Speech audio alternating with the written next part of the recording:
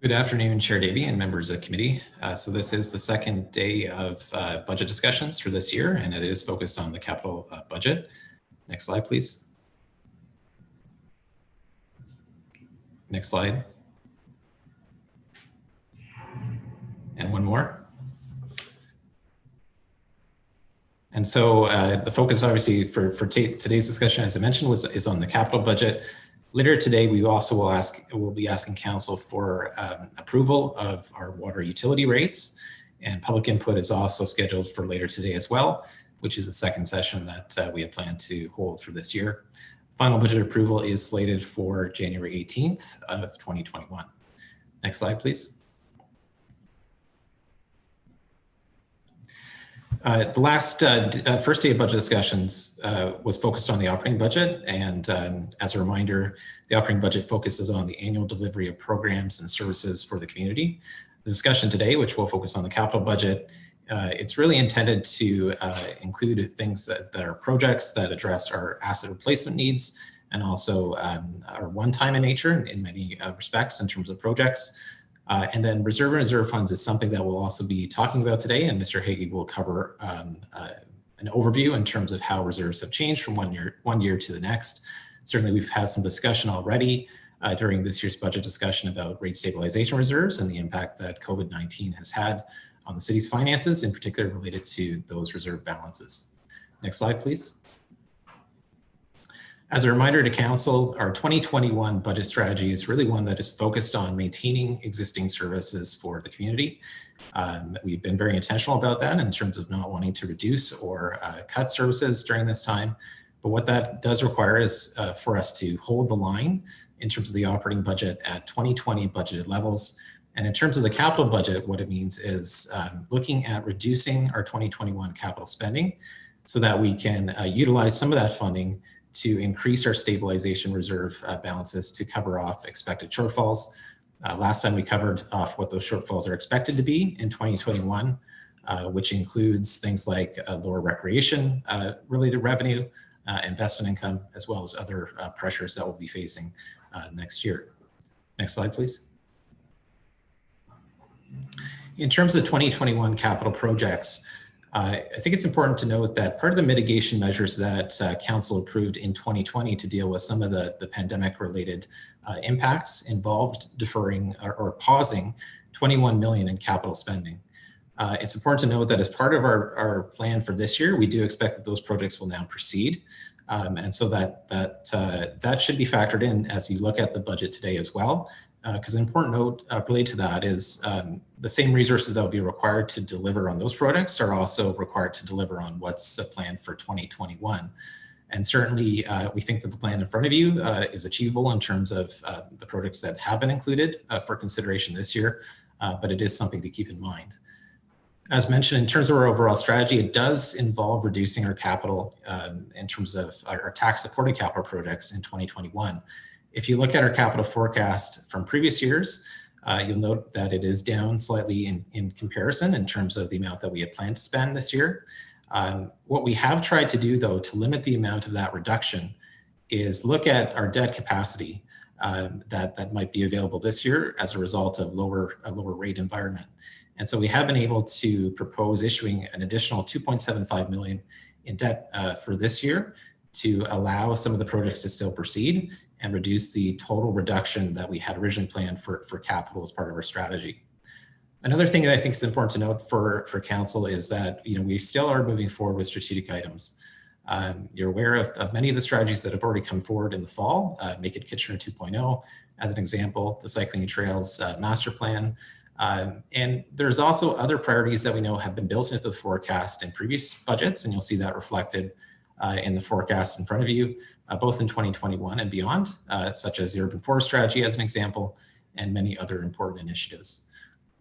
Where possible, we are looking at trying to leverage grant funding, and certainly that is something that we recently did in looking at trying to advance some of the cycling and trails components through the COVID resilience stream funding. We look at other streams that we get in terms of sustainable funding, such as the federal gas tax, and make decisions as well in terms of trying to advance priorities through those means. And the other thing that I think is important to note is the last time that we were facing financial challenges in terms of a recession, we know that part of the strategy for the federal and provincial governments in the past have been grant opportunities that advance capital works. And so we are expecting that at some point through the recovery efforts that there may be more opportunities that become available, in particular to advance capital projects. Next slide, please. This slide really is one that you've seen before, and it just highlights the major spending categories that are reflected in our 10-year capital plan. You'll note that full road reconstruction, roads and bridges and sidewalks, certainly our underground infrastructure in terms of water, sanitary, and storm, make up the largest portion, which are funded predominantly through our rates budgets. Some of the other categories are funded through some other means. Next slide. Which also includes funding from capital from current. So this is what we refer to as our CC pool of funding. This is the funding that we are looking to allocate some of that funding to support our operating pressures for this year. And Mr. Hagee will cover that in more detail in his presentation. But some of the other funding sources that really make up the capital budget is development charge funding. And so that allows for growth-related projects to advance within our community. And certainly, that is something that's reflected in the DC study that the city is required to do every 5 years and is built into the capital forecast. Enterprise funding, which would include funding from our water infrastructure program, makes up the largest portion, as I mentioned, which is highlighted in the gray area of this graph. And then the yellow bar that you do see that's identified as grants. The majority of that funding is the DMAF funding that we received to support our stormwater related infrastructure needs through the federal government. Next slide. And so really to summarize this year's capital budget, I think it's important to remember that we did take measures back in this past year, which included deferring $21 million in capital spending and also transferring funding from capital of $1.3 million to support our operating pressures that we faced in 2020. We expect that many of those pressures will continue. And so part of our strategy for this year is the approach of reducing our capital spend to allow for that additional financial capacity within our reserves to address some of those expected shortfalls. We do believe that this is a temporary measure. It's not something that we would be recommending every year, but we certainly believe it's the right measure for this year's budget. And one thing that I would, like council to keep in mind is that infrastructure is something that still needs to be addressed, but it is something that is addressed over a longer time horizon. So we do think that by taking a one-year approach where it involves a slight reduction in spending is a responsible measure in terms of the response to the pandemic for this year. As I highlighted, grant funding is something that we still look to leverage where possible. There's been some examples of that this year where we've been able to advance some priorities, and we'll certainly look for other opportunities that may become available through either the federal or provincial governments as part of the economic recovery in relation to the pandemic. And that concludes the overview for this year. I'll open it up if you have any questions. Otherwise, we can move into the detail of the content. Thank you, Mr. Lautenbach. Just one question one councillor with questions, Councillor Singh. Yeah, Mr. Chair, I'll be very quick. On C-4, the fleet vehicles, 72 million over a 10-year capital budget. Some of that is for replacement of our vehicles as well. Is it a 10-year forecast for amortization of our vehicle fleet? Through the chair, Councillor Singh, can you specify what page you were referring to? C-4, just referring to the fleet vehicle $72 million component in the 10-year capital budget investment. So it is amortized over, I believe, a 10-year period. It is something that our fleet reserve funds, the replacement of that equipment. So when you see the cost in terms of the fleet replacement, it is the reserve that provides for that funding.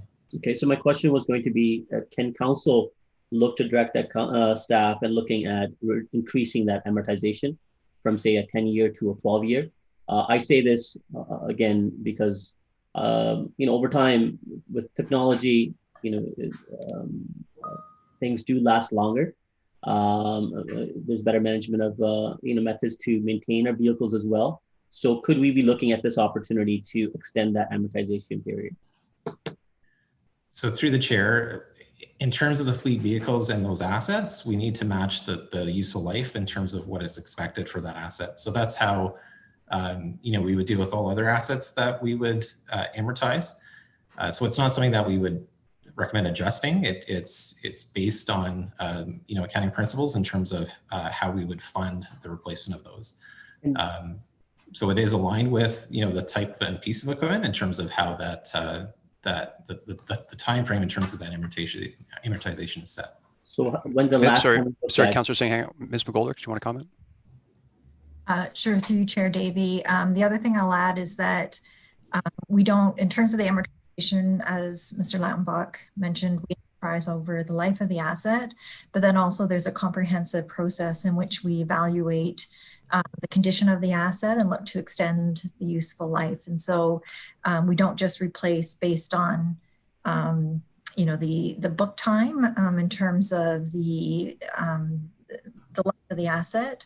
It is also based on mechanical condition, the amount of vehicle miles, and comprehensive condition. So what we end up doing actually is extending quite a few of our vehicles past the estimated useful life. And Mr. Chair, for clarity and to respond to Ms. McGoldrick's clarity, I know that, and I appreciate that staff do look at that approach. My question was more related to budgeting, the fact that we're budgeting for a 10-year amortization of these vehicles, even though as we may look at individually and extend that. So the question was more on how do we budget, and is there a way for us to start budgeting for a longer period rather than 10? But we can circle back to this. I don't want to hold up the meeting. So I appreciate that. Thank you. There's no further questions, Mr. Lautenbach. I understand we're getting into the boards next, and I also understand there's no presentations from the boards. But they are here to answer any questions that committee may have. So if you did have any questions on either the Center in the Square or the KPL, I'd encourage you to raise your hand now with respect to capital. Councillor Galusilak. On Center in the Square. Center in the Square, yeah, please go ahead. Just a quick question with regards to, I can't remember what page it's on, but the new item with regards to the washroom renovation. If the funding doesn't come through with the grant, will that funding still be required?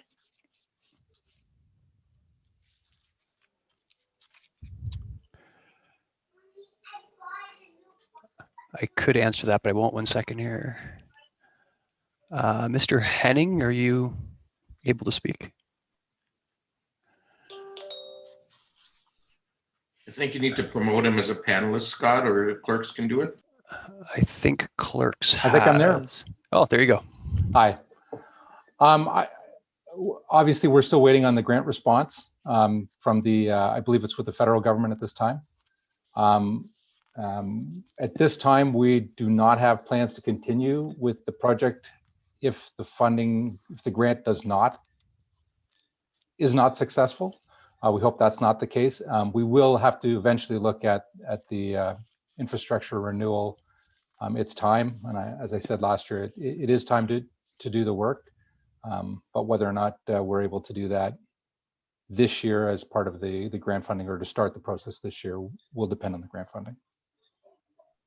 Okay, so I guess my question comes from, I just found the page C-137 where it says the Center in the Square washroom refurb, $252,000. Is that the amount that might not be needed if we don't get the grant money? Through you, Mr. Chair, am I still there? You are. Sorry, thank you. That was actually money that was set aside in 2020 for the design portion of the project. There's additional funding in 21 and 22 that would go forward with matching funds of approximately $800,000. If the grant funding is successful, I believe that represents approximately 27% of the project cost. And again, we're hoping, the latest update we've had from the federal government is that we'll have an answer from them by February. So, okay, thank you very much. Thank you. Thank you, Councillor Gazzola.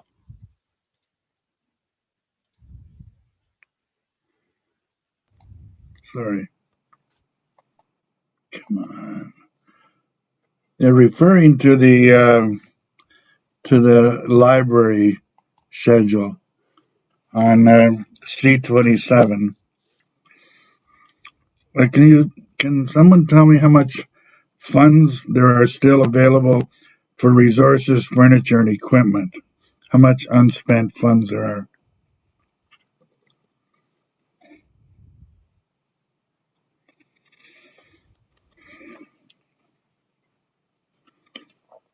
Who could speak to that?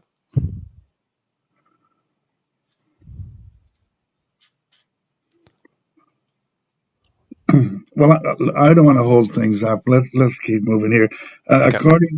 According to, if I read it correctly, there's a schedule sent out by Mr. Hagee. There's $162,000. Would that still be the case? Or? The reason I'm asking, if there's still that kind of money, do we need these provisions for 20, 21, 22, and 23? Through the chair, yes, my understanding, the existing capital balance for the line Councillor Gazzola is talking about at the end of October was $160,000 or so. I can't speak to the necessity. That would have to be somebody from the library. Right, so I've just permitted Ms. Riddell and Ms. Chevreau to speak if they choose. So the question is, there's $160,000 for the furniture and equipment in the existing balance, and what's that going to be used for, and do we need to budget $60,000 going forward, if I'm understanding correctly, Councillor Gazzola? Right. Ms. Riddell? Yes, we have quite a few things encumbered at this time, but we are having difficulty getting things over the border. So we do have, plans for most of that balance, even though 2020 has been a strange year all around. Thank you. Councillor Gazzola? Yeah, I find that quite a large encumbrance when the normal spending in a year is only $50,000-$60,000. That's almost 3 years encumbrances. You sure we can't get a few dollars out of there? Okay. There used to be something called automated system replacement. Where does that stand? There's a large balance of funds there for that.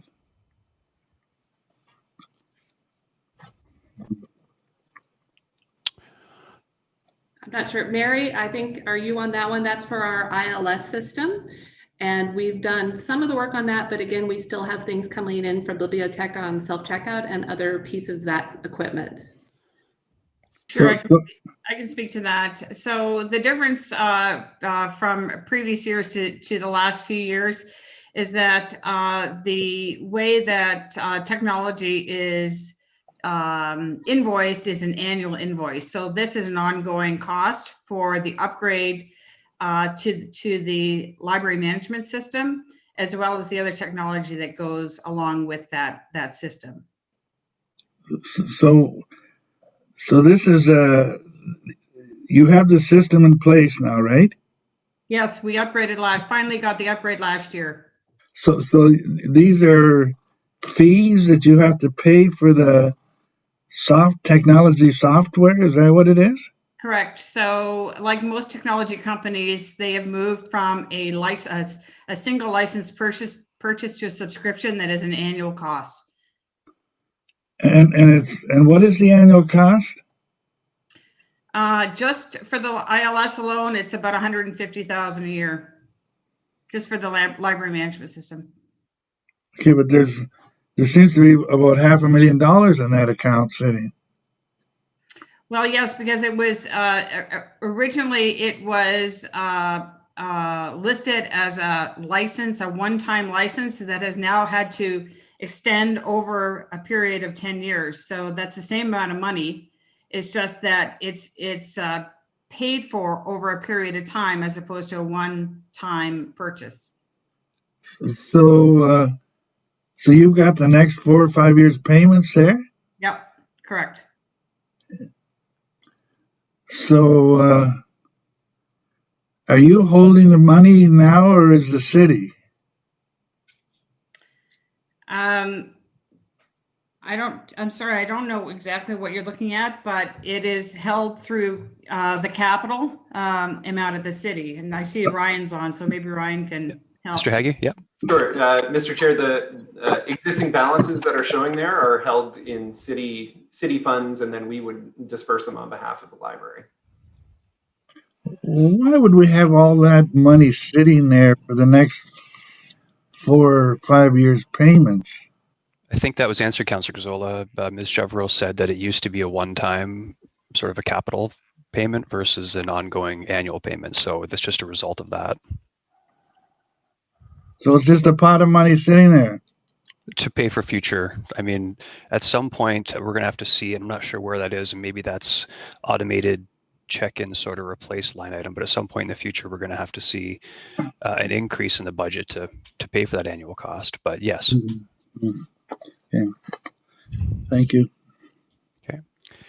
There are no further questions. Thank you to the KPL and Center on the Square Board for attending today. I didn't expect there'd be many questions, and there were not. So thank you. Have a good day. And we'll continue on. Mr. Haggie. Sure. If I can get clerks to advance to the next section, the pie graph after capital funding sources. Thank you. So I'll be presenting the balance of the slide information, but again, there will be a number of people that are available to answer questions if required. Mr. Lautenbach's already talked a little bit about this in different funding sources. This is just a different way to look at it. He had a stacked bar graph showing the same information. Here you can see all 10 years where the funding comes from. And you can see the majority of the funding is coming from enterprises, predominantly the water, sanitary, and stormwater reserves, paying for full road reconstructions and the replacement of other water, sanitary, and stormwater infrastructure. The enterprises would also include funding for gas, parking, golf, and building. It's the main funding source, but you can see as well the capital pool, development charges, and reserves are significant funding sources for the 10-year capital program. And each of those have their own dedicated section. We'll talk about those in a bit more detail. If I can advance to the next slide, the table on the following slide shows the same information and provides a little bit of a descriptor as to what the funding is. It just breaks down the pie graph we just talked about with a bit more explanation. Next slide, please. When we look at the 10-year capital funding sources in a summary format, this year's 10-year forecast, proposed 2021 versus last year, and compare the differences, you can see overall in the bottom right-hand corner that this year's capital program is about $33 million less than last year's capital program. I'll go kind of line by line. The changes are a little different than what we're used to seeing. You can see the capital pool is essentially flat. And that has a lot to do with the strategy the city's been using about deferring capital in the first year and pushing projects out as a way to deal with the COVID pandemic, to fund it. So we have reduced capital spending. Normally that number you would see an increase in just as we inflate costs over 10 years of our capital forecast. Typically that number would be millions of dollars larger than it was last year. This year you can see it's essentially flat. Looking at development charges, you can see it's decreased by about $21 million. It's the largest decrease we see here. And that has a lot to do with the Middle Strasbourg trunk sanitary sewer. That's something that was funded by development charges in last year's capital forecast. We've entered into a credit refund agreement with a developer or a consortium to fund that work. And so it's been removed from the capital forecast.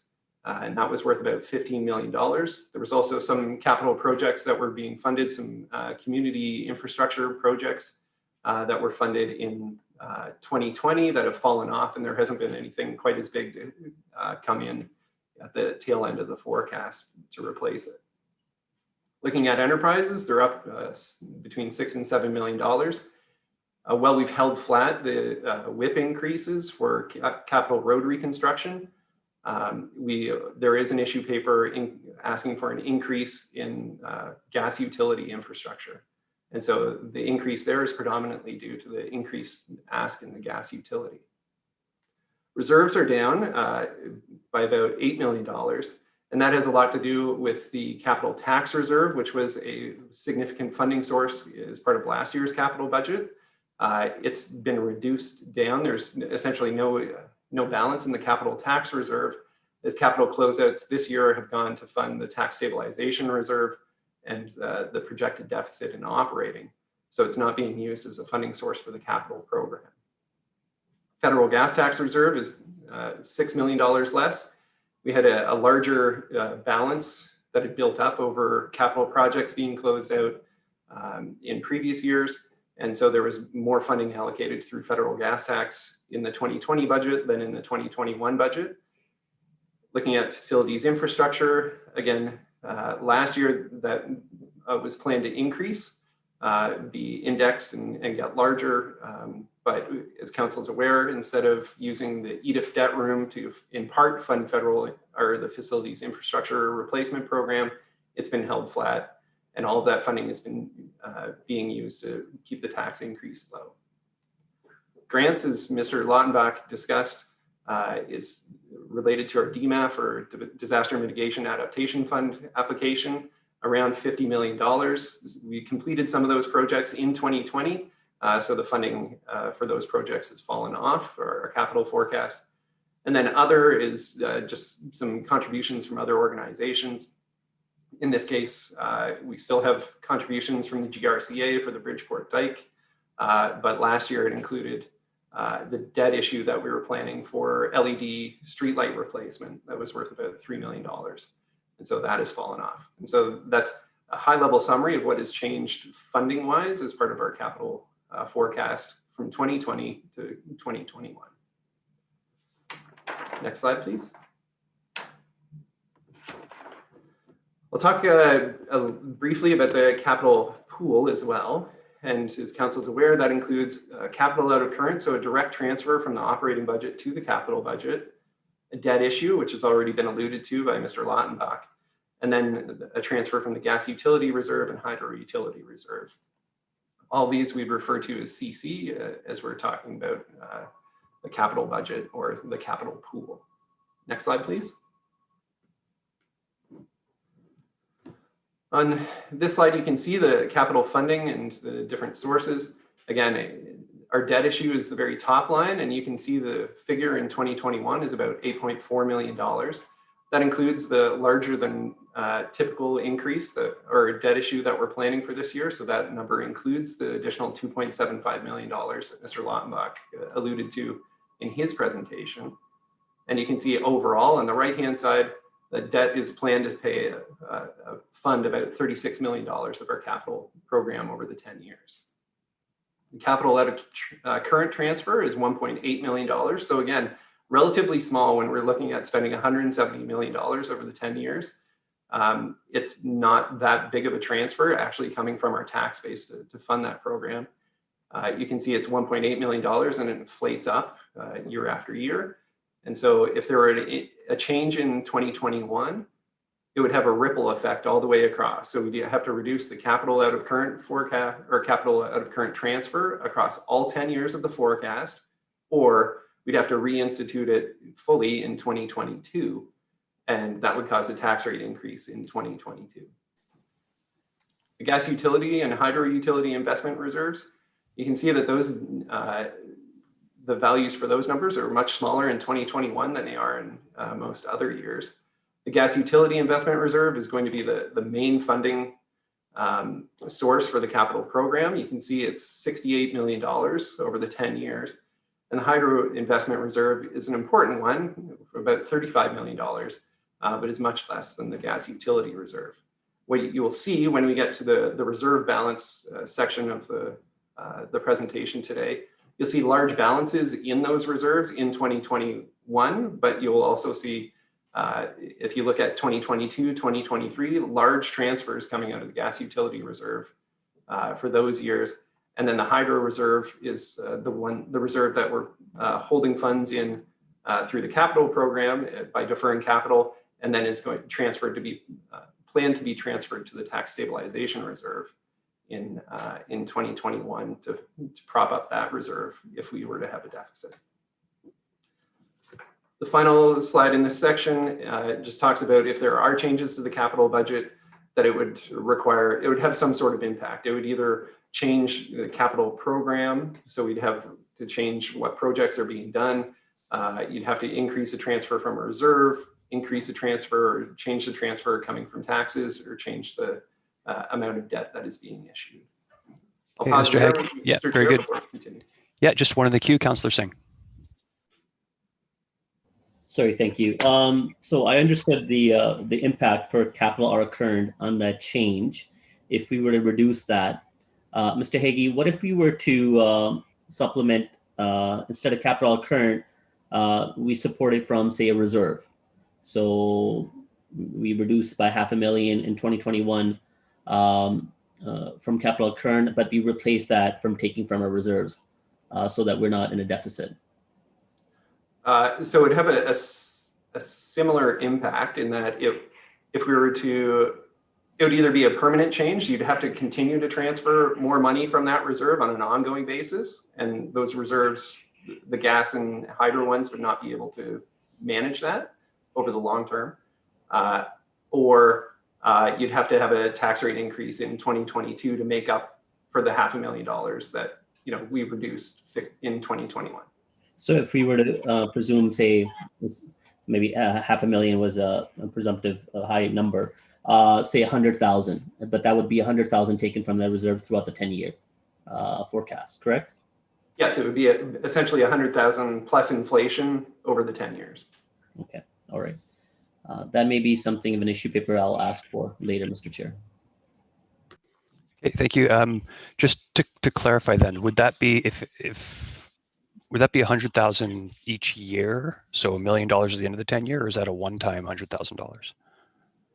So depending on what the motion is, or I understood it to be, if it's $100,000, it would either have that continual impact, 100,000 a year, or 100,000 one time, which means next year the tax rate increase would be $100,000. I see. Yeah, okay, on top of kind of the norm. Very good. No further questions, Mr. Hagee, please continue. Excellent. So the next section deals with debt. As council's aware, debt to the city is borrowed funds to spend on capital or to fund capital projects. We cannot use it to offset operating deficits like the federal or provincial levels of government can. We have to use it for tangible capital assets. So things that you can see and touch and have a long lifespan. We have seen that our debt levels have been going down. You'll see that carried forward in over the debt graphs, which look a little bit different this year, but predominantly what council has been accustomed to seeing over the last number of years. Next slide, please. We've already touched on this a little bit, but we are planning to issue $2.75 million worth of debt in addition to kind of what we would typically do. As Mr. Lautenbach mentioned, this is planned to be a one-time thing, not an ongoing practice for the city because of historic low interest rates and the COVID pandemic. And again, to point out that council's good debt management strategies in the past have allowed this to be a possibility for this year, that we've been paying down debt for a number of years, which gives us a little bit of capacity in what is a rainy day by all stretches of the imagination. Next slide, please. This is the total debt outstanding, and as you can see in 2013, was the peak of the city's debt. You can see the different colors and patterns on the slide. Again, just to mention what those are. The yellowish type color at the bottom is the city's tax supported debt. So the capital pool that we just talked about, how we issue debt each year, this would be reflected in kind of that orangey yellow bar at the bottom. The red bars in the middle relate to enterprise debt. So debt issued for parking or golf or recoverable from somebody else. So the Kitchener Rangers debt is included in that red section.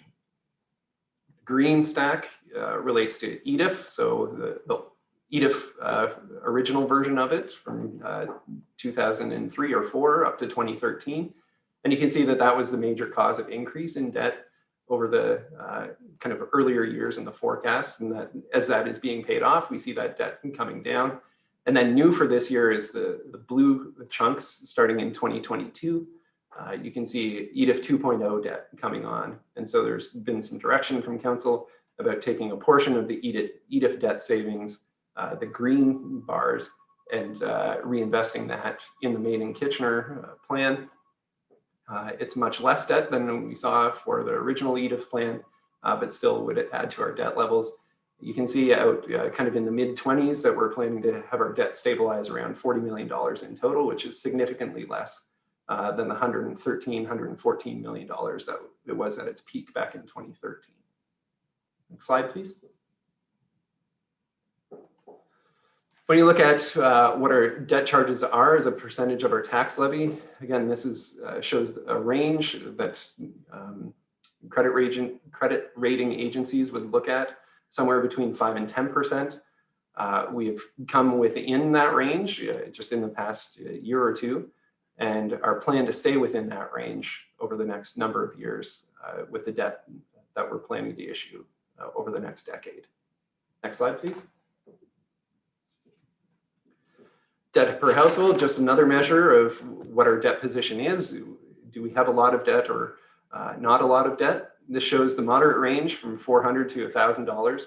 And again, you can see that we are comfortably within the moderate range, trending toward the low range, even with the debt that we're planning to issue related to EDIF 2.0. Next slide, please. Finally, graphically in this section, we've got our debt to reserve ratio. And this says for every dollar we have in debt, how much money do we have in reserve? So for every dollar we've borrowed, how much money do we have in savings? And we would want to see ourselves around or below that 1-to-1 ratio, which is the dotted line near the bottom of the screen.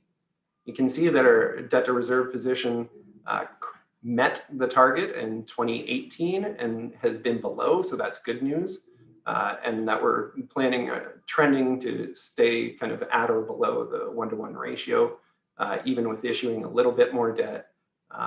And with our projected reserve positions, again, it depends how significant the pandemic is on our reserve levels and if there's other funding opportunities that were provided from other levels of government to see that our debt to reserve ratio would stay within those bounds. One last slide in this section, and then I'll pause for questions. So our debt load, again, was at its peak in 2013. We see our debt load going down, being within our targets. Our debt to reserve ratio is kind of at or below our target. So overall, in the grand scheme of things, our debt levels seem pretty solid, are in comfortable place. And that's why we're comfortable in issuing slightly more debt this year than we would be in other circumstances, Mr. Chair. Okay, just one question on this, Councillor Singh. Yeah, Mr. Heggie, it may be appropriate for me to ask this later when you get more into reserve funds, but just for clarity, obviously our debt has significantly decreased due to repayment, but also has it been the debt to reserve ratio because of we've been increasing our reserves over the last number of years as well. So a combined effect. Yeah, absolutely. It's a combo effect that's making our situation better. Okay, no other questions. Please continue, Mr. Heggie. Right, reserve funds are the next section. Next slide, please. Our reserve funds, you can think of them sort of as our savings account. You know, you like to think of it as comparator personally to a personal savings account or RSP. Generally, our reserve balances have been positive, but in a lot of places have been below our minimum targets. We do have a reserve policy, and the next few slides just highlight some of the aspects of that. Next slide, please. So as part of our policy, we have set up specific reserves that have an intended use. They're listed off on the next few slides. We'll see what those are. We have the overall principle that reserve funds should have a positive balance, so our savings account should not go negative. There are target levels beyond that. So we haven't just kept the low bar of having a positive balance. We want to see some target level for each reserve. The target levels are different for each reserve depending on what they're being used for and how they're influenced by uncertainty. And we do have some categories of reserve fund, which are shown on the next slide, please. So we have corporate development, program-specific stabilization and capital reserves. That's how we often review them. There's more similarities typically within a stream. So stabilization reserves amongst themselves are more similar to each other than they are compared to a stabilization reserve versus a capital reserve, for instance, on what the target balance is. Next slide, please. As we go through, you'll see some colored dots for each of the reserves. These are the legend that we've been using for the last number of years. Essentially, black means it's above its maximum. Green means it's at its minimum balance or better. Yellow means that it's positive, but not at its minimum balance. And red is a negative balance or has no balance. So we do not want to see reds. Generally, we would want to see greens, and they're yellow or black may exist as well, as we'll see. Next slide, please. So looking at our corporate reserves, you can see overall, the balances are reasonable, that they're positive. They're in a lot of cases not at their minimum targets. So we see a lot of yellows, but we don't see a whole lot of change between our 2020 balances and our 2021 balances. So they're generally pretty stable. Next slide, please. For each of the areas, we'll have a graph like this as well that shows the minimum and maximum balance. So the green line is the maximum in total, red line is the minimum balance, and you can see overall our corporate reserves are under their minimum balance. Next slide, please.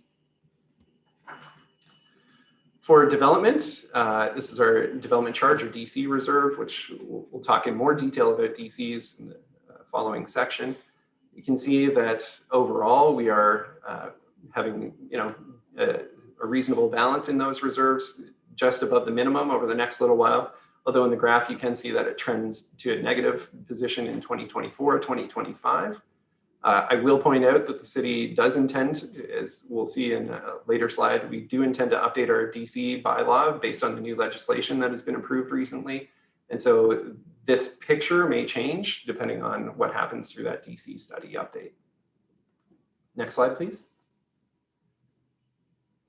Program specific, we see a lot of green on this, which means that essentially most of the reserves are above their minimum and not quite at their maximum balance. I'd just like to point out on this slide, you see the economic development reserve and the EDIF 2.0 reserve kind of near the top of the slide. You can see that the balance in that's the ECDEV reserve is one of the ones that have been talked about for a number of years previous to this, is having a large balance, and what are we doing with it? So you can see that trend in 2019, there was about $12.5 million. In 2020, it's come down. It has been employed to, in the $8 million mark. And then you'll see a significant drop from 2020 to 2021 as a lot of those funds are being transferred into the EDIF 2.0 reserve, and then EDIF 2.0 reserve is being used to fund a number of economic recovery and affordable housing issues or measures in 2021. So this is a reserve that does not have a permanent funding source, but is being employed to be transformational within the city over the next number of years. Next slide, please.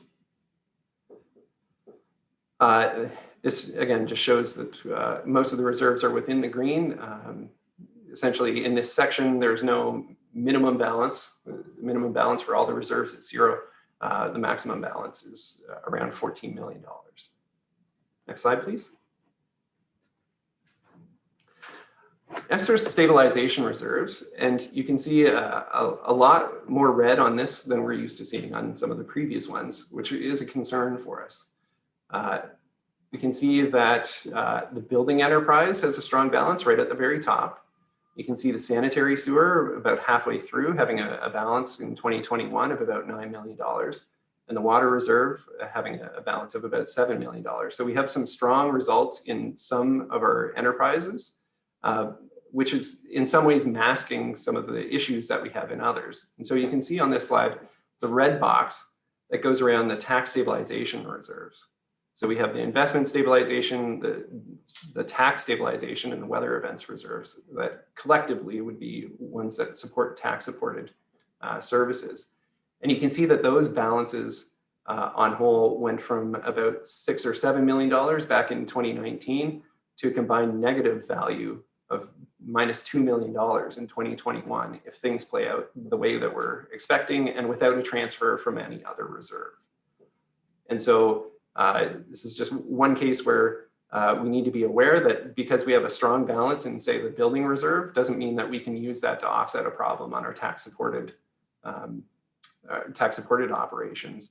And so a strong reserve balance up in building can mask an issue in the tax-supported side of things. If we were only to look at the bottom line of saying in 2021, there's a planned balance of $32 million. That's not all available to fund tax-supported issues. Next slide, please. Again, if you were just to look in aggregate, you would see over the next number of years that we're close to our minimum balance on stabilization reserves, but not quite at them. You can go to the next slide. This shows those tax stabilization reserves broken out. And so you can see a minimum balance in 2020 of about $8 million, and we're around $6 million in 2020. But then you can see how that flips very quickly with planned deficits in 2021. And that would eat through completely the investment stabilization reserve and result in a negative balance in the tax stabilization reserve. Again, if there's no transfer from another reserve, and if the city is not successful in getting any funding through Safe Restart Phase 2. Next slide, please. The final section to look at is capital. You can see the capital reserves for each of the enterprises as well as tax capital. Again, in many areas, you can see they have small and limited balances. And again, these are the reserves that would be used if we were to have a tender come in that's over budget. We would look to these reserves to fund those. And so not having a significant balance in this may mean that we have to cancel other work in order to fund another project that is planned. Next slide. These continue on with some capital fund balances. And again, you can see a lot of these are green or even black. A couple of them are highlighted, and those are the reserves that I talked about earlier with the capital pool funding strategy. You can see the gas utility investment reserve does have a strong balance of about $7.4 million planned at the end of 2021. But as I noted earlier in the presentation, we have significant transfers coming in 2022, 2023 to fund the capital program as it's laid out in the capital forecast. Likewise, the hydro investment reserve is projected to have a balance of about $9 million. But that's the reserve that we would be seeking direction on final budget day to have permission to transfer funds from the hydro investment reserve to the tax stabilization reserve and able to offset the projected deficit there. So while there looks like there's a whole lot of money sitting here in some of these reserves, they're planned to be used to fund the capital program over the next few years, or to help fund operating deficits that are expected in 2021. So a couple more slides. Again, you can see that our capital reserve funds fall short of their minimum balances over the next 5 years. Next slide, please. So overall, just bottom line, looking at our reserve levels, you can see that our reserve levels are worsening. So that shows the very top line here. In 2019, it was about $100 million projected to go down to just under $100 million. And then in 2021, coming down to under $90 million. The details of each reserve are included in the issue paper that's noted on this slide. And finally, we can see just in summary that reserve balances are planned to get smaller. And as we've highlighted already, there are some real pockets of concern, specifically around the tax stabilization reserves.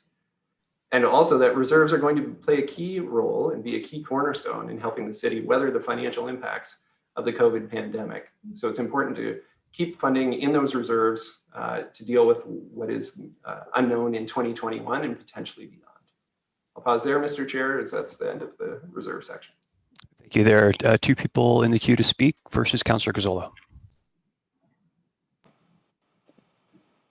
Yeah, and I apologize if I'm asking something that's already been asked, but my computer crashed and I just got back on now. I just have one question I would like to ask.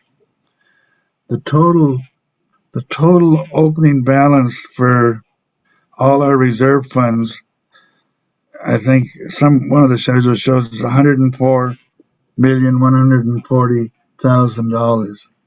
Is that correct? Yes, clerks, if you could just back up one slide. So there you are, Councillor Gazzola, 2019, the ending balance or the opening balance for 2020 was 104 million. Now, as I was reviewing this year's budget, I had last year's working papers, and the projected, which I assumed is the actual, is quite different. The actual closing for 2019 is quite different than the 104,140. The actual was more in the neighborhood of 70 to 80 million. So somehow did we find $25 million when we finally closed out our accounts? Through the chair, I don't remember anything like that. I'm not sure what the discrepancy or change is from what was projected to where we finally ended up. Perhaps Councillor Gazzola, you can connect with Mr. Haggie offline, refer to the budget paper from last year, the page number. I have it right here. I mean, what's the ending figure last year should be the opening figure this year, unless we had some real good fortunes after we closed our books off or after we discussed the budget process. So through the chair, I agree those numbers should be close. I doubt they will ever be perfectly aligned, but they should be in the same ballpark. Councillor Gazzola, do you have I don't have my last year's budget in front of me. Do you have the page number so I can refer to it later? I don't know if I can find it. On one thing it says schedule 60, page 68, C64. Thank you. Okay, any further questions, Councillor Gazzola? No, I'm sort of lost here because I've missed so much, but that's fine. My problem. Thank you.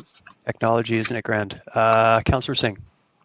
Mr. Higgy, so for the hydro investment, as noted in C-57, it shows that reserve will jump from the 3.6 to the 9 million.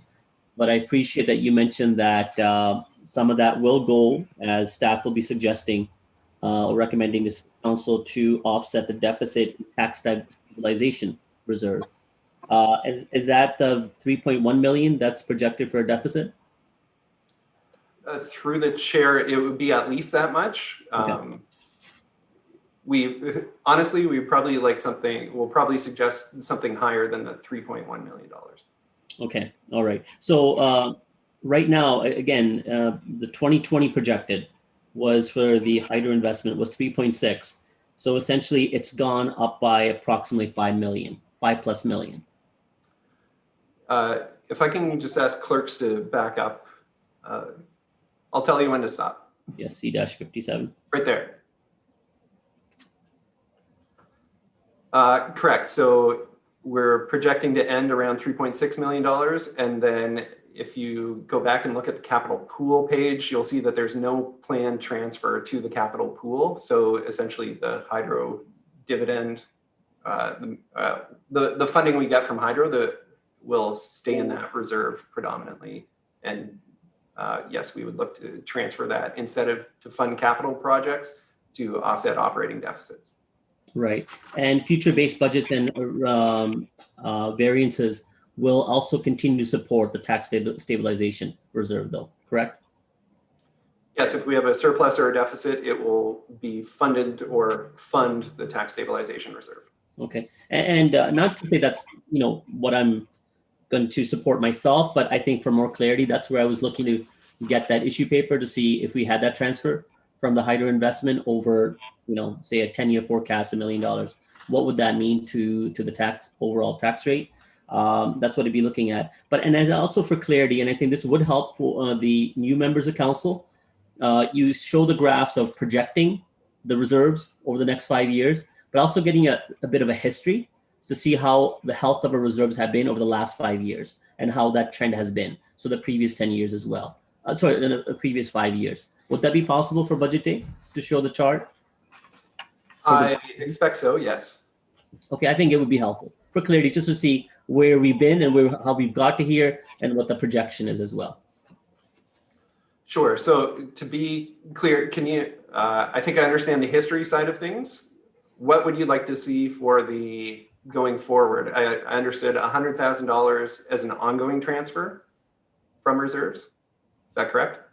I was looking at 100,000 from general reserves, and then staff can make the appropriate decision which reserves are better suited to do that transfer from, or we can look at one or two reserves. But I'd like to give that preview to the staff to look at, and it's just a general direction as an issue paper to see how that transfer would look like over the 10 years as an offset to the tax base.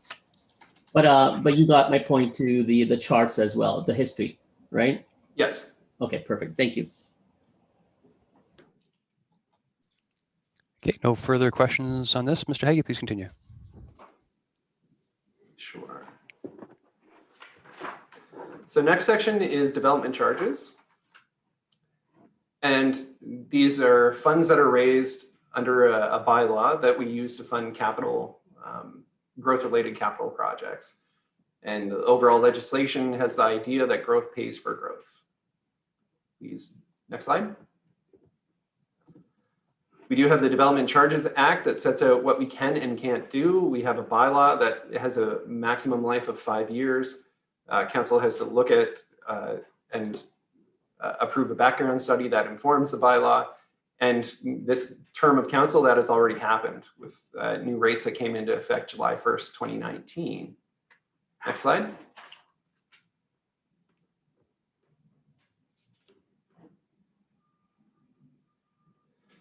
As we were doing this DC update, as well as the previous one, we were looking at balancing our cash flows as much as possible within the term of the bylaw. And to maximize our charge, we were able to achieve that in 2014. We were able to achieve that in 2019, even though there's large deficits planned after the end of this bylaw. Next slide, please. As far as our current DC projection goes, Council's already seen a little bit of it. Our 2020 balance is projected to be slightly higher than what we had originally planned.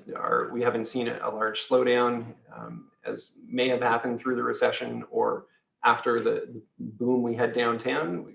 Growth is still happening.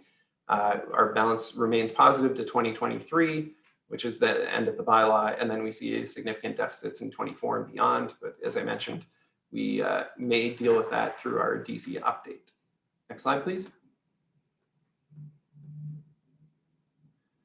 This table just summarizes the projected balance in our DC reserves over the next decade. I won't spend too much time there, but you can see the balance at the bottom line that hovers kind of in that $4 or $5 million mark for a number of years. And then we see significant deficits planned out in 24, 5, 6 and beyond. There's some significant pieces of infrastructure planned then, including new recreational facilities, as well as hard infrastructure or engineered infrastructure as well. Next slide, please. I've already mentioned that there were some DC Act changes, and Council's aware of what's happened. It's taken a bit of a winding path to get there. There was Bill 108 that originally changed some things. Then in 138, some of the things that were mentioned in 108 were tempered down a little bit. And then in 197, those were altered again. Overall, the place we have landed, staff's overall assessment of it is that it's generally positive in terms of the municipalities. Next slide, please. slide just summarizes some of the major changes from previous DC legislation, and the big one that for us is highlighted kind of in this second bullet in the box. Previously, if we were building a piece of recreational infrastructure, the DC legislation said that the city had to fund at least 10% of that. So if we're building a new pool, the city had to pay at least 10% of that growth-related pool, even if it was completely related to growth. Under the new legislation, that 10% reduction is gone, so we'd be able to fund an entire pool from DCs if it was all growth-related. There's a few other items that are included in here. Council's already dealt with passing a policy for the timing of transactions and payment terms. And one of the other things is the fourth bullet on this point, the community benefit charge, which is a new piece of legislation that was added through Bill 108 and the subsequent bills. We'll be reviewing that as well when we do our DC update. Next slide, please. So as part of our 2021 work plan, we are looking at updating our DC bylaw to have it come in effect in 2022. We will look at a community benefit charge, whether it makes sense for the city of Kitchener or not. We have not come to a determination on that yet. We want to work with our consultant in understanding the impact of it and whether it makes sense for us. The update in 2021 will hopefully be a little bit simpler than kind of our 5-year cycle, as our information is a little more up to date. That includes our capital priorities, our existing service levels, our growth forecasts, and what have you. So hopefully it won't be quite as much work. And it also allows us an opportunity to revisit some of the assumptions we have for the specific projects as far as the timing and the costing of those. That ends my comments on development charges, Mr. Chair. Thank you. Councillor Gazzola. Just a couple. When did we do the last update on the bylaw? It was in 2019. It came into effect July 1st, 2019. Okay, so this 2021 is just a tweaking or something, or what? Because when would the normal time be for the next update? It would normally be coming into effect in 2024, but because of the change in legislation, it's so significant, we believe it's time to do it early.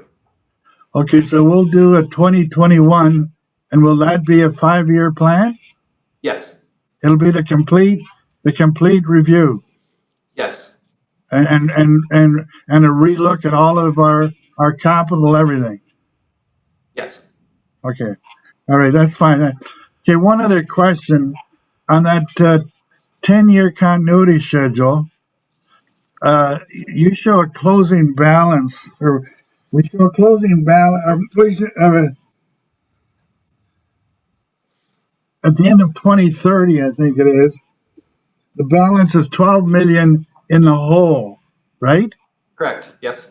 Okay. Last year at this time, that figure was 35 million in the hole.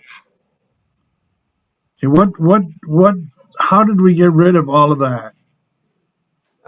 Through the chair, a portion of it would be the Middle Strasbourg Trunk Sanitary Sewer, which was a large project that is not in DCs anymore. It's going to be a credit refund agreement. And so we anticipate that will stretch the payments for that out over a number of years.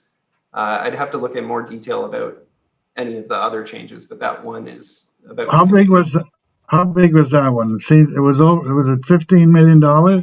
Yes, it was. Okay, that'll answer quite a bit of it. All right, thank you.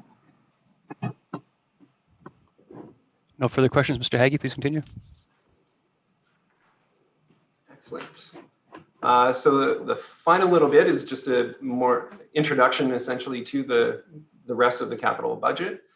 So next slide, please. You'll see that the capital budget over the next number of slides includes highlights of changes in the capital forecast. You will see that there aren't as many as we would often typically have.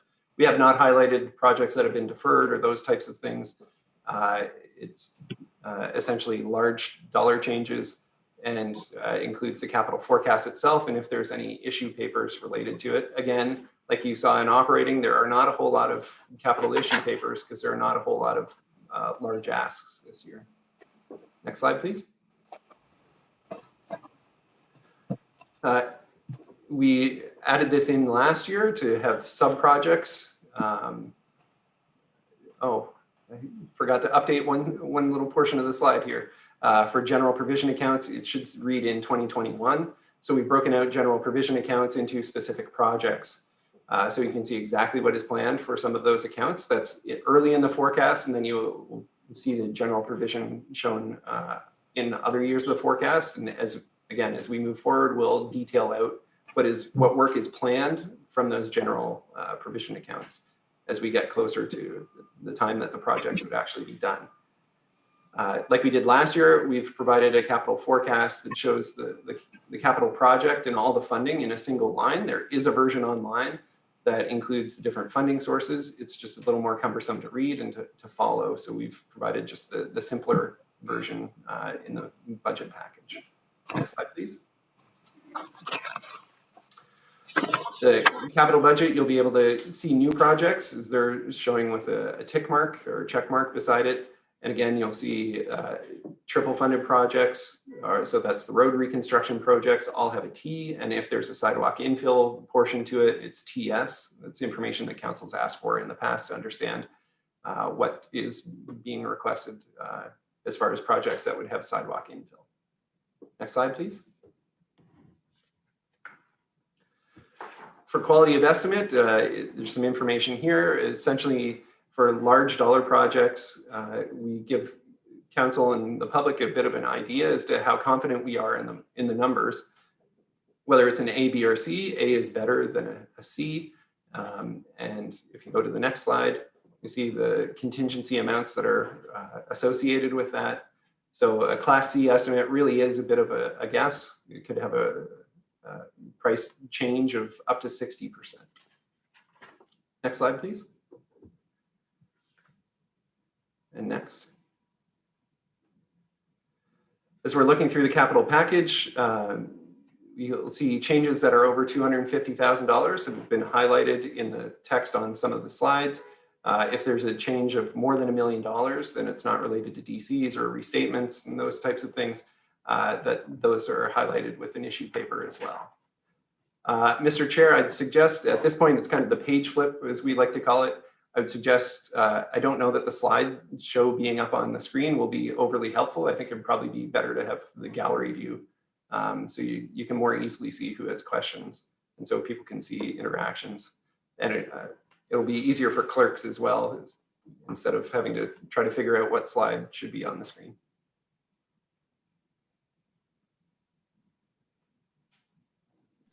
Sorry, Mr. Haggie, my headphone cut out for a second. Could you repeat that last part?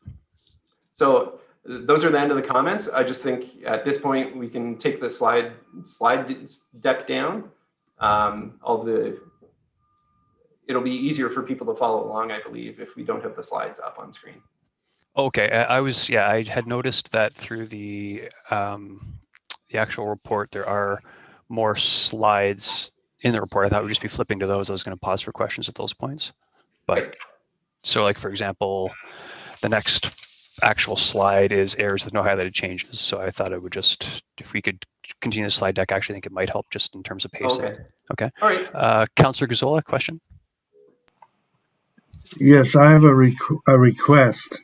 Please. You didn't stop on pages what I have C62 to C64, which shows the budget for the reserve funds for next year.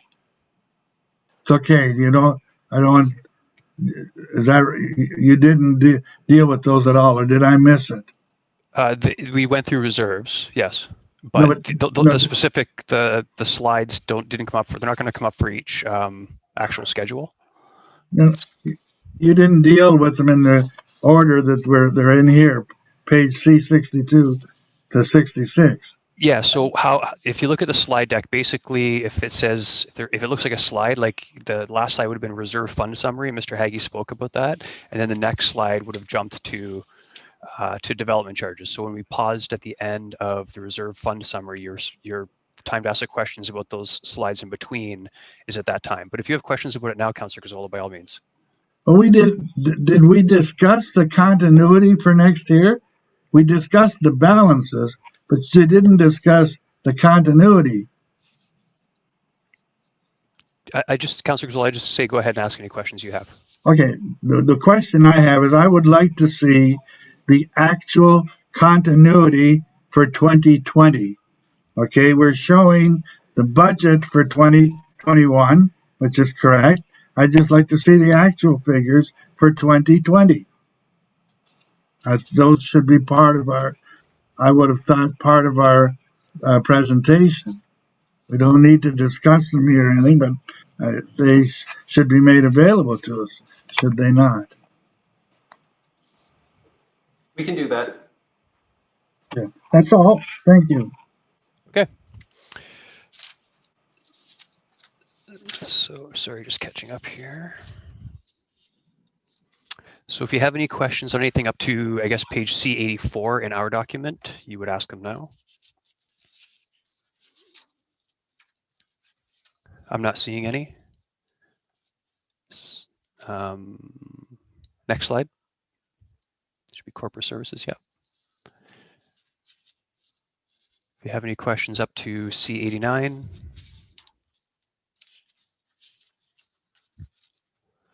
Not seeing any. Next up to C95. Councillor Gazzola.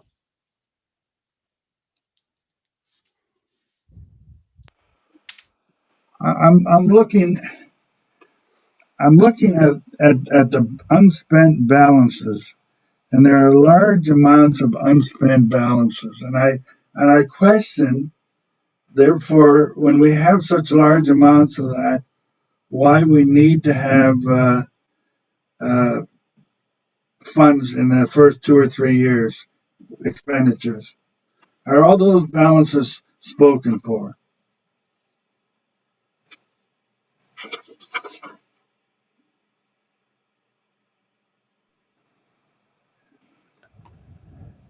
Mr. May? Through you, Mr. Chair, I guess that question's to me. Yes, they're spoken for, and if you look on the right-hand column, the comment attempts to explain how that funding is already allocated. If you have specific questions, I'd be happy to try to answer them or could follow up by email. Yeah, okay. All right, I'll follow up by email. We had an amount left over for CBC studies. What are those? Through the chair, that's for me, that's a community benefit charge study. We were planning to do a CBC review this year under one version of the legislation that would change development charges and community benefit charges.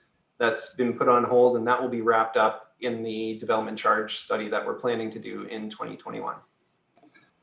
Okay, I don't see any provision in 2021 for the development charge study. What is that going to cost us anything? It will, but we believe the balance that we have, we cut a tender for a community benefit charge, but haven't spent anything because we didn't do any work on it. We're planning to repurpose that to do the development charge study instead. So we believe we already have enough money approved by council to do the development charge and community benefit charge study in 2021. Okay. Okay, Councillor Gazzola. Yeah, what page are you up to? Well, now we're just going to switch it over to up to page C107. Holy Christ.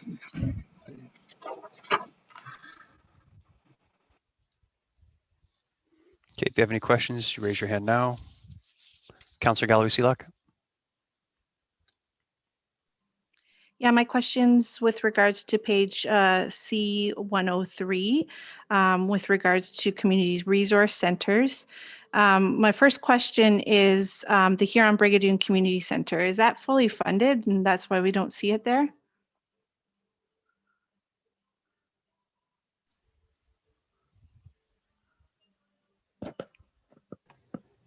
Mr. May?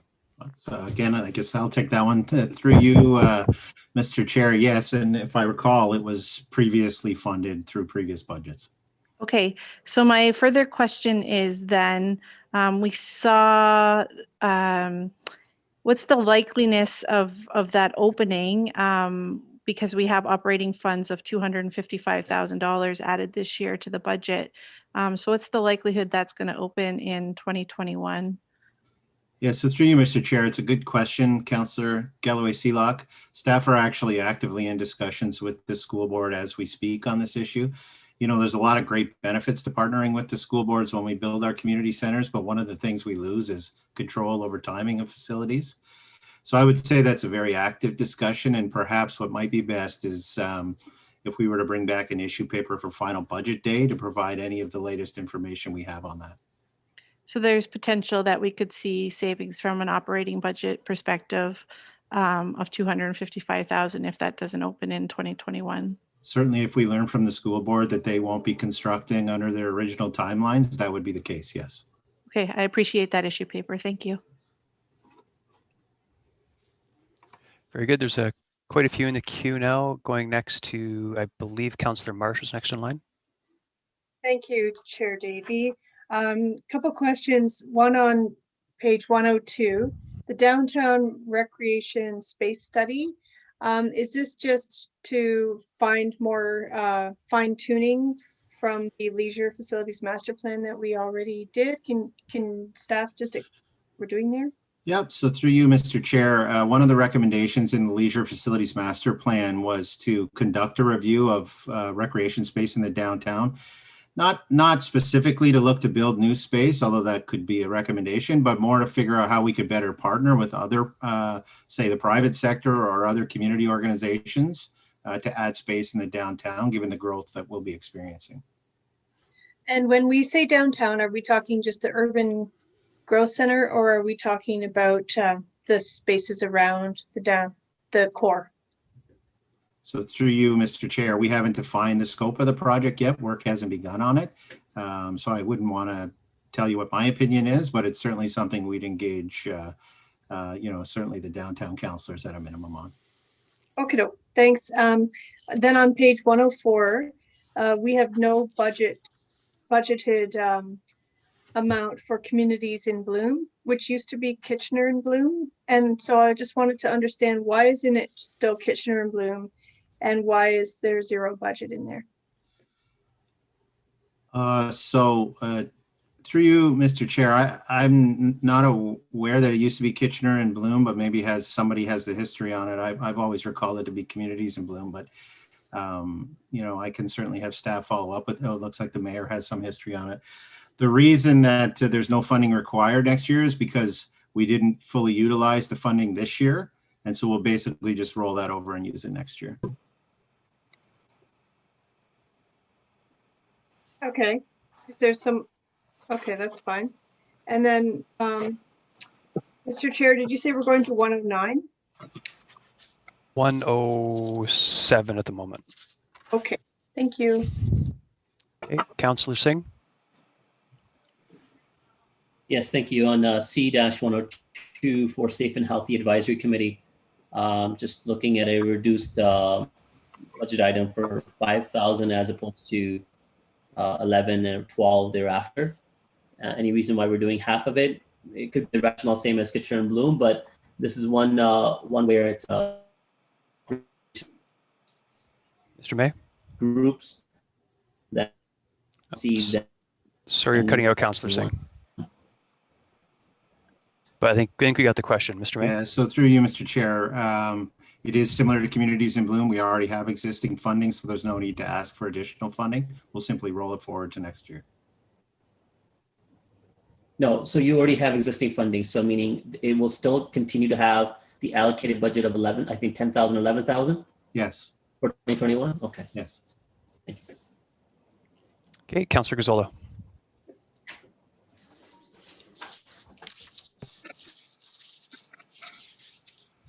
On page C97, there's an amount in there of $312,000 for a new arena study. Is that something we should be doing this year when we're right in the middle of so many other problems? Is that a number one priority for this community? So through you, Mr. Chair, it is a priority of the Leisure Facilities Master Plan, which Council has previously endorsed. I do agree that given COVID, there will be some challenges, but there is work that can begin in this year in order to proceed with that study.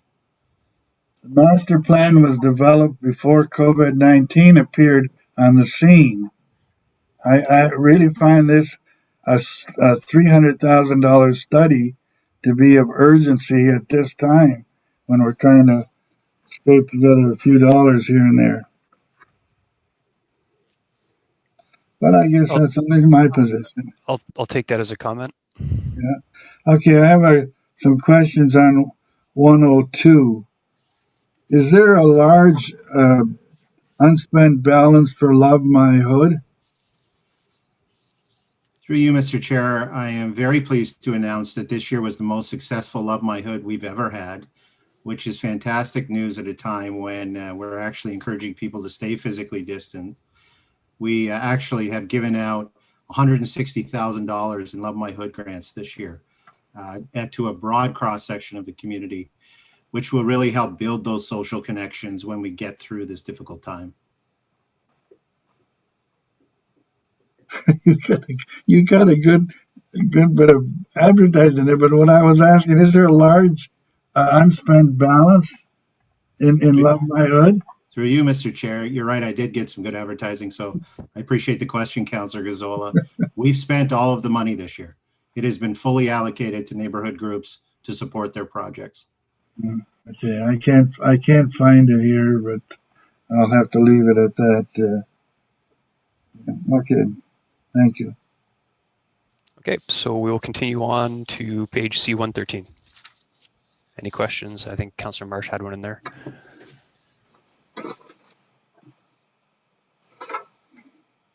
Going once. Actually. Oh, Mayor Vanovich, go ahead. Yeah, Councillor David, just because the question got asked about Communities in Bloom, Kitchener in Bloom.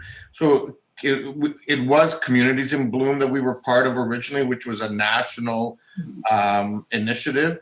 And then at one point, the local working group felt that the value of being attached to that national initiative was no longer there. And so we made it Kitchener and Bloom, and it just became a Kitchener priority. So that's the history behind it. So it's just the old wording. Yeah. Okay, very good. Councillor Marsh.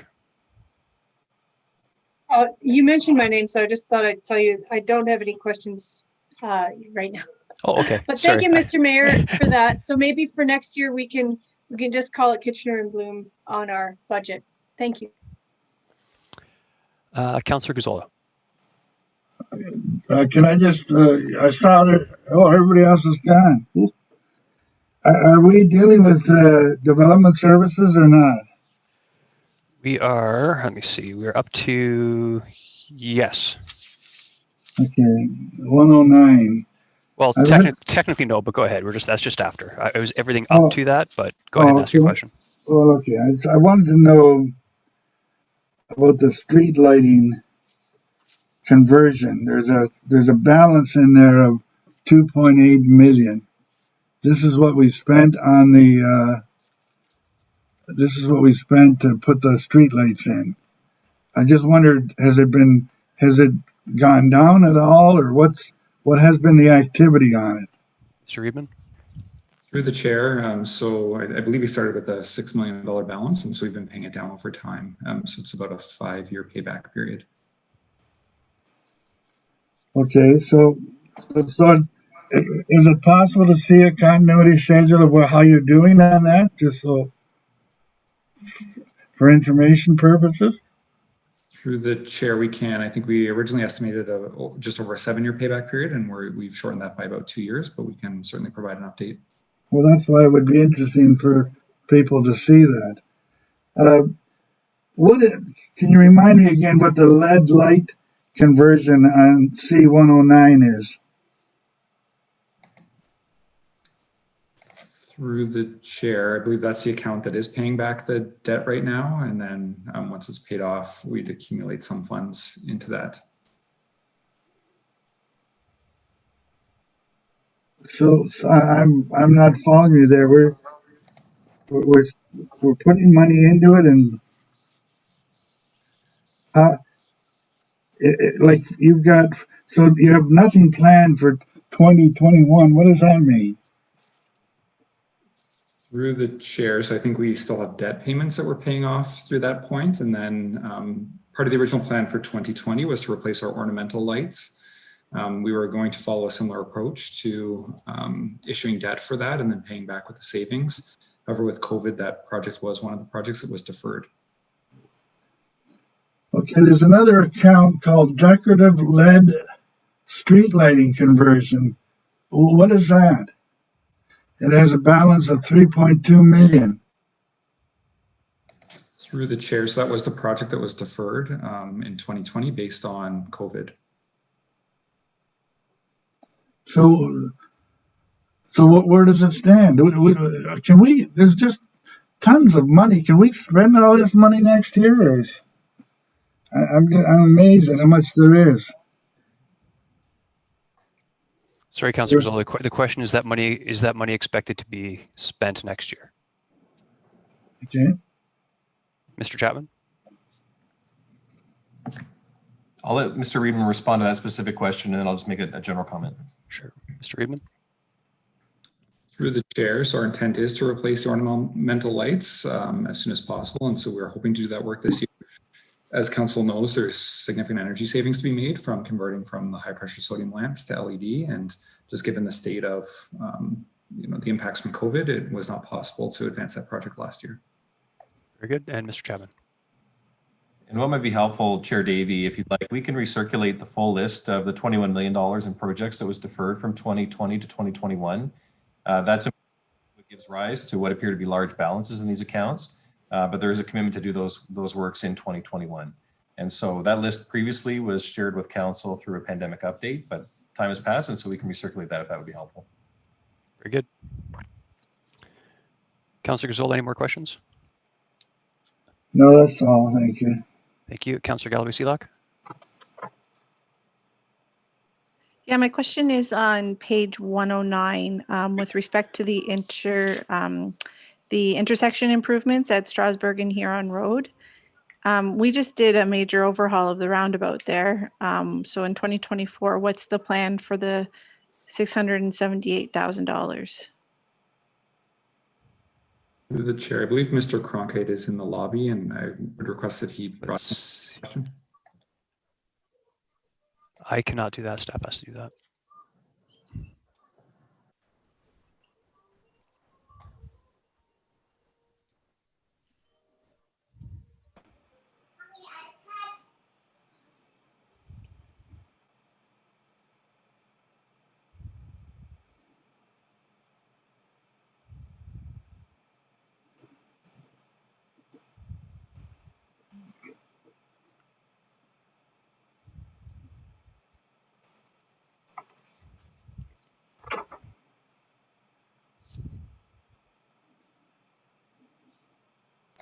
Through the chair, I've just received a message from Mr. Cronkite. So that project is on hold right now and from the region. So I'll have to look into it and get further information. Okay, that's fine. It's not urgent for this year anyways, but I'd appreciate an update. Email's fine. Thank you. Thank you. Councillor Johnson. Yes, thank you. My question is also on page C109, and it is for Mr. Cronkite as well. So I'm hoping Mr. Reedman can answer it. So last year during budget, we had asked to increase the number of flexi signs in our wards. I believe we had moved it up to, my goodness, I might say the wrong number, but I think we had moved it up to 13 per ward. I was hoping for 15, but I believe that that's maybe what we settled on. We didn't end up using those this year because of COVID. We put them back in the same locations this year. Is that piece still in the budget for that increased amount? Through the chair, that is correct. And so we have an issue. There was an issue paper requested from operating budgets to look at this. And so already an increase that was approved for last year that was not actually implemented due to COVID. And so we'll be bringing forward an issue paper on final budget day, which will talk about the other options that were requested, but there is already a base increase that's sort of planned in the budget. My apologies, but can you just confirm for me then what it was increased to last year, please, if you have that there? I'm not sure. Through the chair, I'll just need to pull it up. I'm sorry. And you know what? You can get back moment. to me on that if you want to.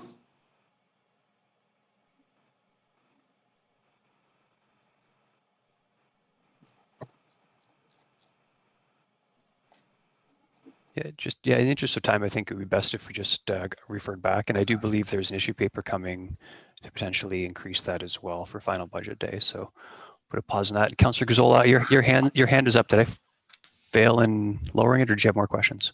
I have another question. Okay, go ahead. I'm on parking 110. Is that okay, or are we? Am I going to? Yeah, 110. Yeah, 110. We're up to 113. So go ahead. There's $1,033 million left in parking equipment. Is that all spoken for? We normally only spend $100,000 a year. Through the chair, that is for an overhaul of our parking gate system and ticketing system at our parking garages. So the system's quite old, and it's very difficult for us to get parts. And so that is meant to fully replace the gate equipment at our facilities.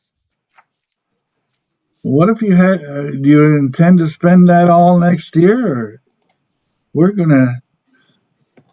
Through the chair, so we will look at how we can phase our capital works over time, but I believe that this one, there's a significant issue with the communications equipment that we're not able to source parts for. And so this one is risky that it may fail and need to be replaced fully. Okay.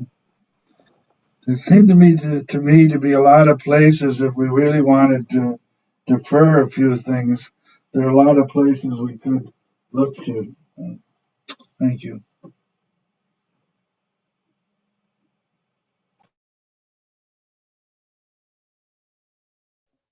Councillor Davey, you're on mute. Thank you, Councillor Galway-Seelock. Sorry, we'll jump ahead to page C133, actually, just to get some distance here. So if you have any questions between pages C113 and C133, Councillor Marsh. Yeah, I'm just wondering if staff can comment on project for the Kitchener Market on page 115.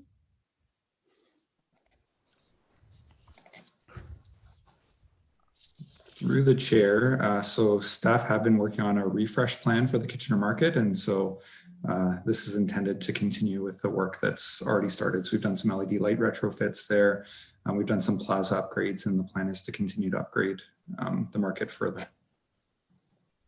And we're going to do that each year, a little bit at a time. There's no is there not an option to do a bunch at once? Like the Piazza refresh might cost.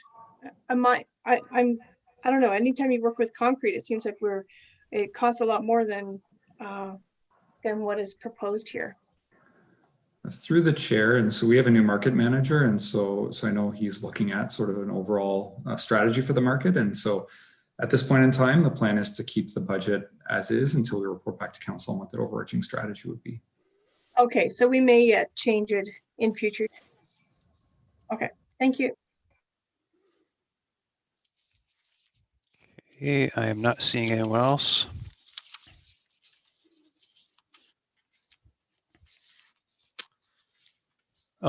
Let's go to 147. Oh, I just see Councillor Gazzola in the queue, but we're up to 147. Councillor Gazzola. I'm back on page 120. Go ahead. It's under studies. We have unspent dollars on engineering studies of $629,000. that all accounted for? Through the chair, so that was one that I had flagged to review, and my understanding is that yes, that money is utilized for various studies and is planned to be spent. Line right beneath it, master plan feasibility studies, $400,000. We normally spend 75 a year. Is that all flagged to be spent? Through the mayor, is my understanding it is as well. And so there are certain cycles where there are larger studies that are required. So this does sort of build up a little bit over a few years and then gets drawn down. That's free cash.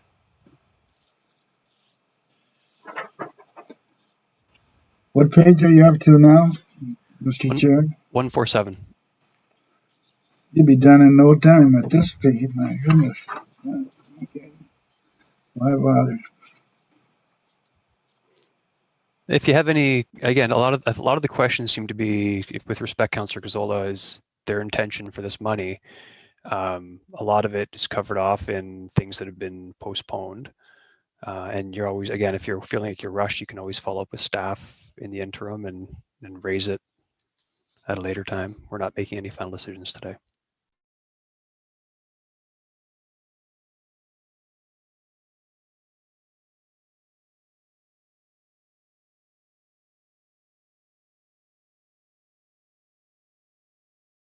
Councillor Marsh.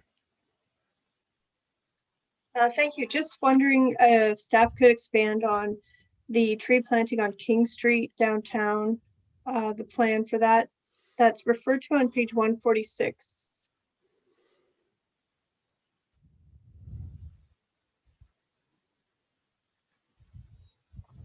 Ms. McGoldrick. So through Chair Davey, this, as Councillor Marsh and others are aware, there are a number of trees either in poor decline or that that are dead on King Street. And so this is the plan in terms of replacement in a strategic way to those trees. And so there's a significant amount of infrastructure under the pavers that require replacement in order to support those trees. And so this is to support that program. It's also complementary to irrigation improvement works that were started this year and will be completed in 2021. Okay, great. Where is that on the page flip? Is it just added to a larger tree planting budget? I believe there's a standalone. Let me just flip to it. Through the chair, it is just added in. I think Ms. McGoldrick's thinking of a different account, but it has just been added into the tree planting account. Okay, that makes sense. I was just trying to find it. So I'm just trying to understand, does it mean 250,000 each year for 10 years, or is it can't be, is it 250,000 across 10 years? No, that it is not. Let me just pull up the time period. It is for 1 year in the 2021 capital budget for 250,000. Okay, super. Thank you. Okay, Councillor. Sorry to interrupt. Can I do a point of clarification on that? For sure. Sorry to interrupt everyone. I just want to know, could that work not be under warranty? Because King Street wasn't done that long ago, and so any of that work can be under warranty? So through the chair, unfortunately, no. On plant material, we may get up to a 2-year warranty, but we're well beyond that time period for the trees in this location. Okay, thank you. Thank you. Councillor Gazzola. On page C129, the middle of the page, there are 2 bridges there. Are those the same ones that we're funding out of that other additional money?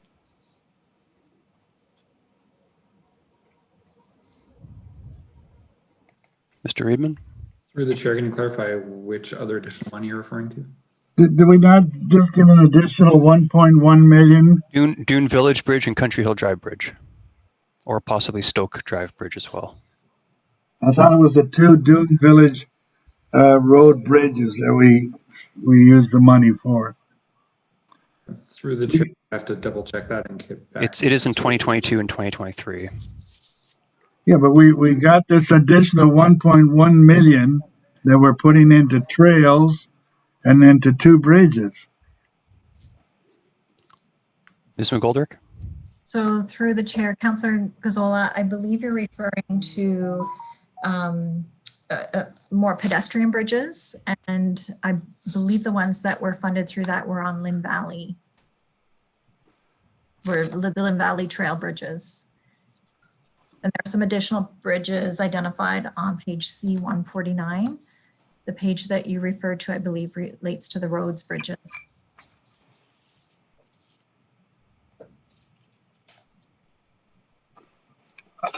What did the report that was brought to council last week refer to?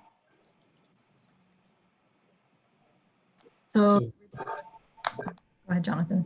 So through the chair, Ms. McGoldrick is correct. The Lynn Valley Bridge, it was a pedestrian bridge that was identified in terms of, it was 1.5 million in COVID resiliency funding. And there were 3 other trails that were proposed to be paved. So it was a pedestrian bridge, and these bridges are different in terms of what you're referring to in the capital forecast. Okay, all right, thank you.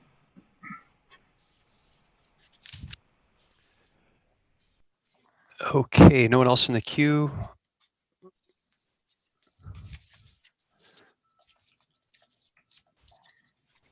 Let's go up to page C159.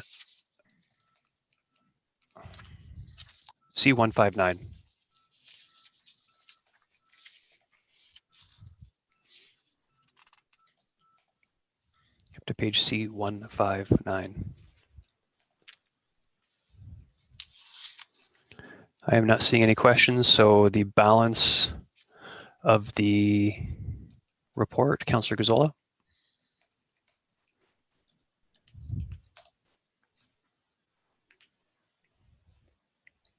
Councillor Gazzola. Sorry, my mic was off. I want to look at C137. There, what's SOGR?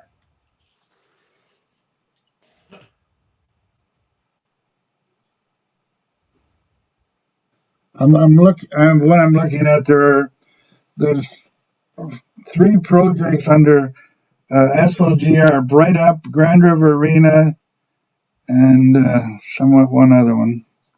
There's $458,000 to be spent. What is that project?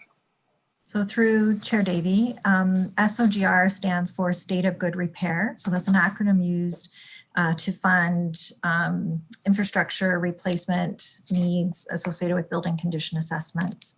And so that's reinvestment based on condition deterioration in the facilities. Okay.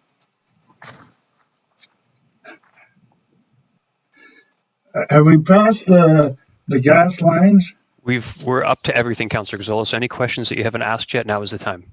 Well, I'm curious to know what's happening with the gas pipelines. It's on page C143. We're adding $10 million under gas capacity projects. Okay, and we also added 20 million last year under gas pipelines. And in reading up about it last year, it was the same issue about losing pressure or something. So we added 20 million last year and another 10 million this year. Am I reading that right? There is the issue papers right after that. I'm sure you saw, Councillor Gazzola, but Ms. McGoldrick? So through the chair, last year we looked at a 1-year funding program associated with capacity, but then also looked at asset replacement, some of the key drivers in terms of the gas replacement program. Some of that is within the city's control. Some of it is most of it's outside of the city's control in terms of replacement of gas infrastructure associated with other projects. What we've done in terms of this year is build out the capacity requirements over the 10-year period. So that is what's outlined in the issue paper on C144. And it demonstrates some of the modeling done in terms of minimum system pressures and associated anticipated growth of the city, and where capacity investment is required to meet demand needs. Was the 20 million last year the same as the 10 million this year? So 20 million, I'd have to go back to look at last year's issue paper. I believe that was related to gas replacement as opposed to the gas capacity. No, it talked about the pressure. Talked about the pressure, the same thing as we're talking about here, that all of a sudden we're going to poof. I don't, I'm just questioning 20 million last year, 10 million this year. Can you, can you explain a little more about this gas pressure drop and, how close are we on this? You're making it sounds like it's a real critical problem. How you're going to have to go around every house and relight the fire. So how close are we to that? You keep referring back to the coldness of January 2019. I don't remember that, but have we had more situations where that's happening? So I would say, and Mr. St. Louis is in the lobby, so if he could be promoted, he could probably provide more detail on this. But from what I understand, 2019 was the lowest system pressures that we had experienced. It was quite concerning in that it fell far below our minimum system pressures. And when that happens, there is the chance of not having enough pressure in the system to service homes. And that's what the issue paper outlines. But Mr. St. Louis, if you have anything to elaborate on that. And Mr. St. Louis, could you also confirm the amount through the budget process? I believe it was 1 million. Through the chair, you are correct. From last year, it was a one-time $1 million, I believe, increase, and we did some capacity upgrades at our main station, Graber Station, that distributes gas throughout the system. And Ms. McGoldrick did a really good job explaining what happened.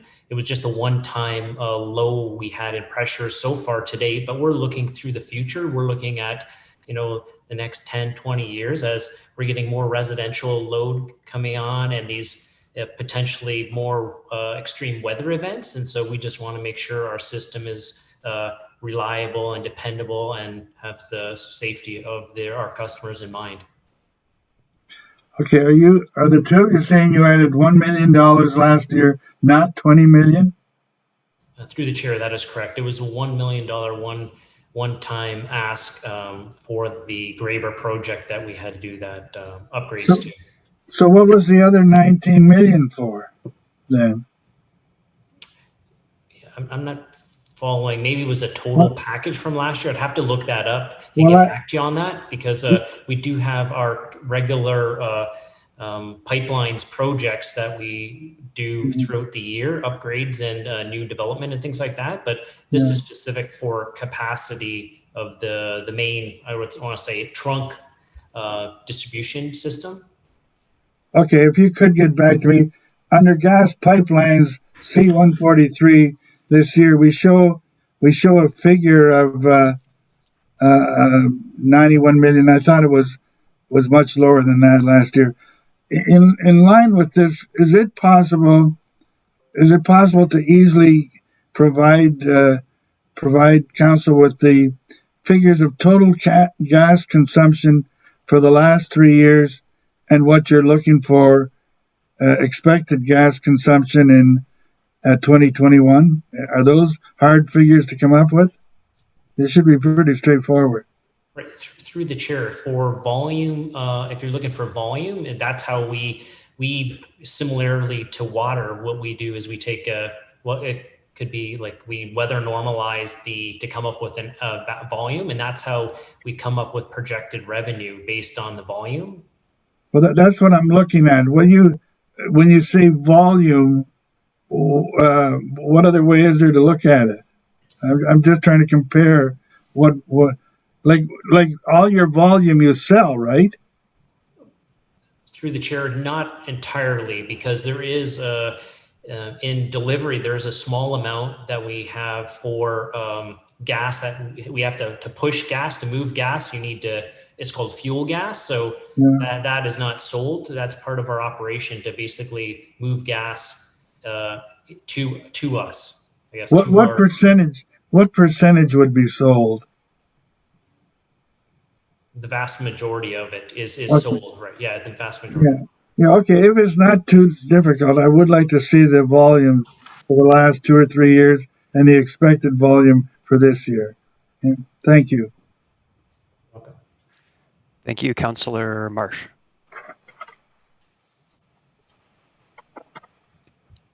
You're muted, Councillor Marsh. Sorry, thank you. So on page 150, there's just we have a budget for new neighborhood parks. I just would love to get some more details just about what the plan is, where the new neighborhood parks are going to be, and I don't remember receiving any recent updates about that. So through the chair, I'd ask that Niall Obley be promoted into the meeting. I know that we have an extensive list of new neighborhood parks that are based on developer-built parks. And so I would ask Niall, I know he has a detailed plan. Mr. Lobley, I think you're allowed to speak now. Good afternoon, members of council. Thank you, Denise, and through you, Chair Davey. Yes, the new neighbourhood parks are our developer build parks that come online with our subdivisions as developers build them. It's a very difficult process to forecast because we are at the whim of the developer when they build those parks. But we've been working actively in Ward 5 for several years, and that's where a majority of these are going. So we're putting in a large number over the next few years through the Wollaston subdivision. I think there's 4 parks under construction currently and 7 to come in that subdivision area. We're also building parks in the Sandra Springs area at the minute. I think there's 3 parks being built in that subdivision currently. And we're still building parks in the Grand River Flat subdivision area. And I think we've built several parks. I think we've got another 3 that we're currently under construction with the developer. Okay, great. So, I was just asking for a general email with some details about that. Sorry, my dog just came back from a walk at one of the older parks and had to deal with her for a second. And then my other question is about 151, the canoe launch. What is that?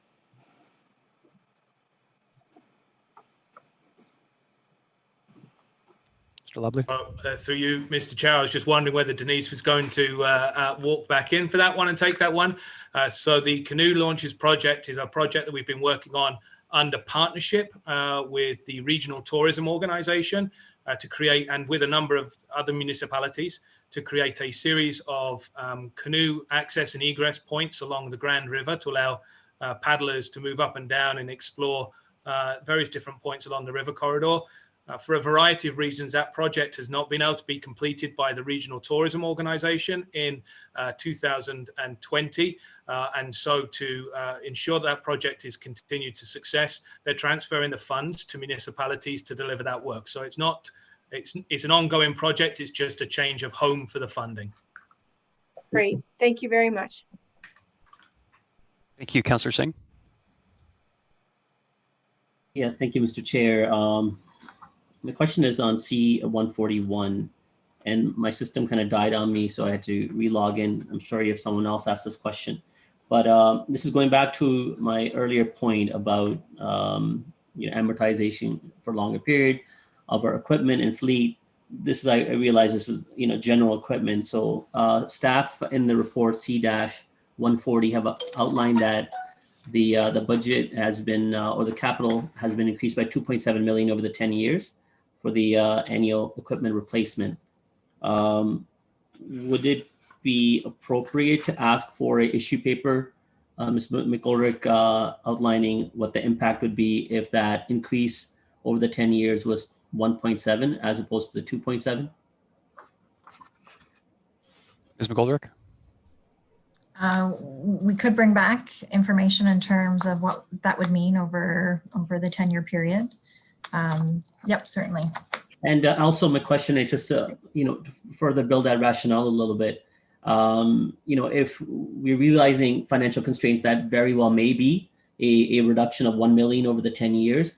But if we are in a better financial times, after post-pandemic, would there be opportunities where we can increase that shortfall at that later point?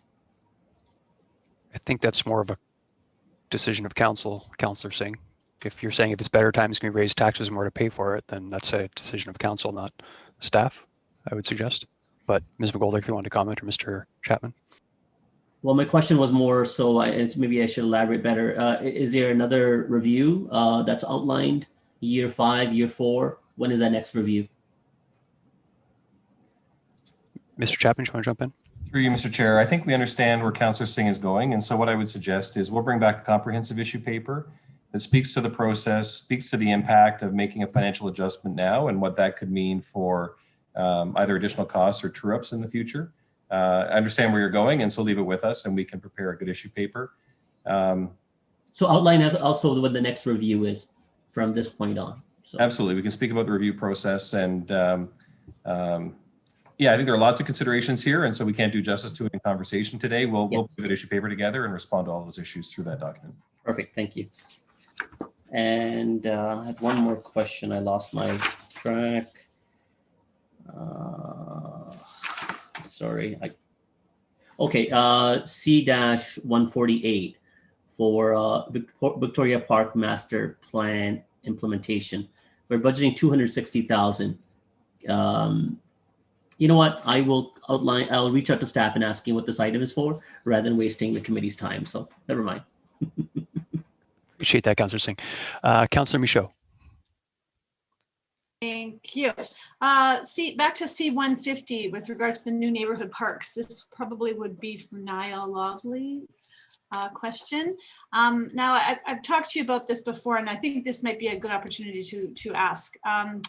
With the dollars allocated here and the new parks coming in, do you plan parks ahead of time? Like, let's say you want to have pump houses for outdoor ice rinks. Is this the time that you would plan that and allocate it for places? Like, how does that work? Because I think that we could use some more parks, larger parks that have the space, and utilize them in the wintertime for outdoor rinks. So through you, Mr. Chair. So the process we operate in the city is a developer build process. So we work with our planning colleagues through community plans to identify where we need park spaces as communities continue to grow. And then as our developer colleagues bring forward plans of subdivision, we work with them to identify the parcels within a plan of subdivision which should become park spaces. And we then work with the developer to identify the sorts of amenities that they feel their community will need, and the facilities that we as a city believe that those communities will need into the future. So it really is a partnership between staff and the developer to sketch out where things go. And so it is through that early plan of subdivision where we do highlight things like water supply and hydro supply into parks. And we do that on the best guess of where those facilities might end up going.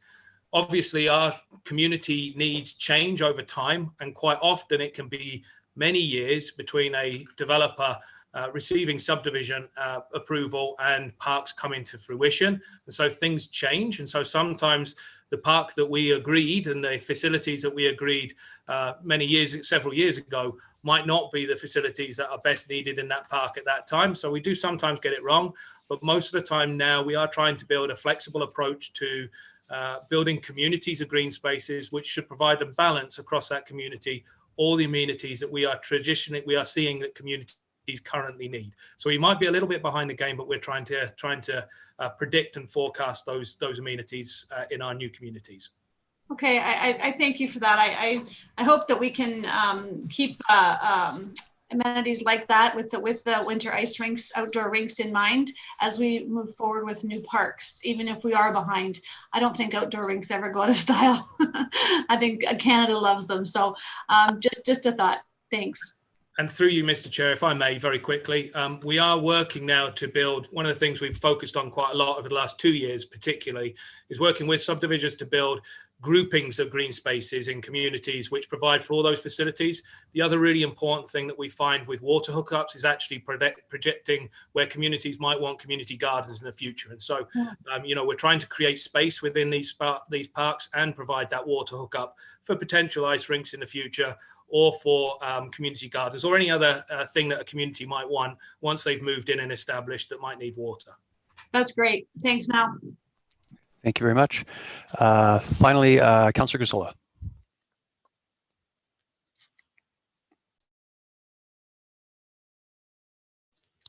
Councillor Gazzola, sorry, you're muted. Sorry about that. C-149.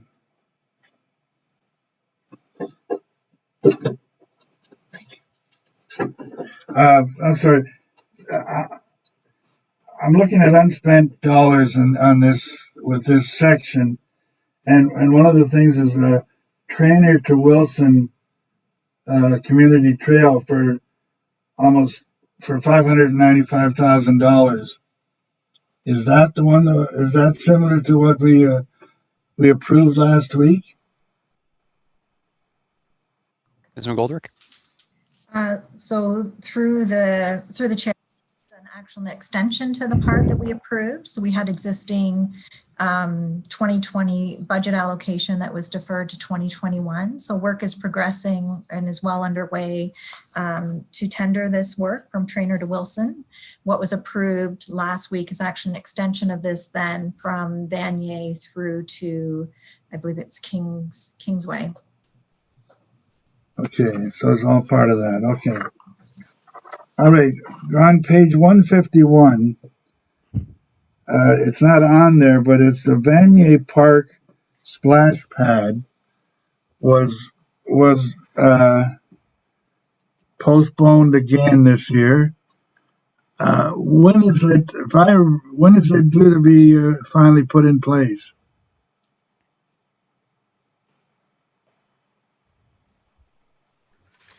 To you, Mr. Chair, I was just checking to see whether Denise was going to take that one again.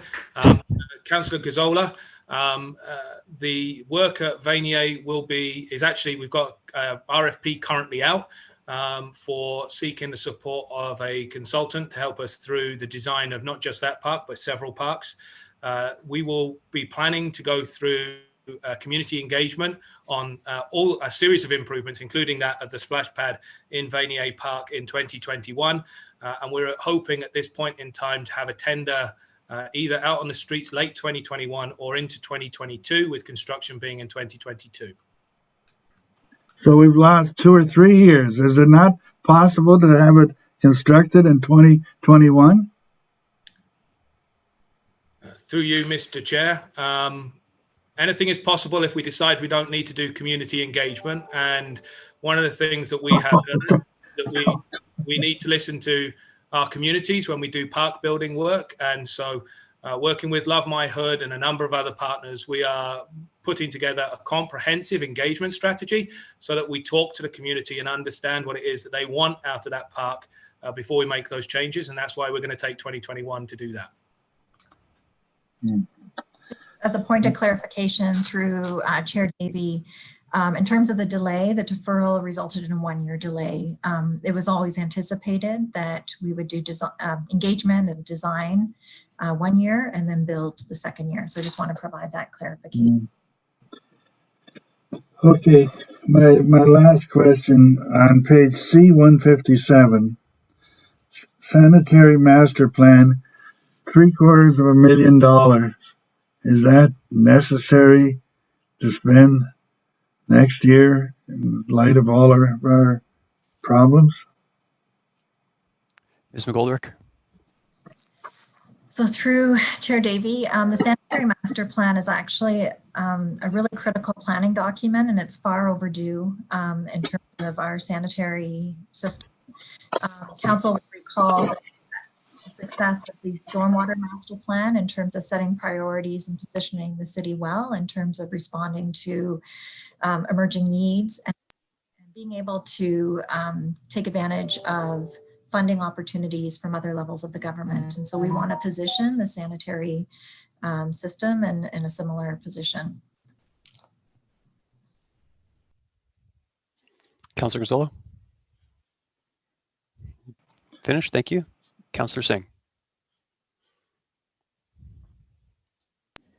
Yes, for C-149 on the line item community trails and general provision. If council were interested in broadening more investment to our trails, and that's on just general improvements, you know, more tree planting along our trails, more benches along our trails, or even opportunities of asphalting and winter maintaining of our trails, would this be the line item that we would be looking at increasing that funding?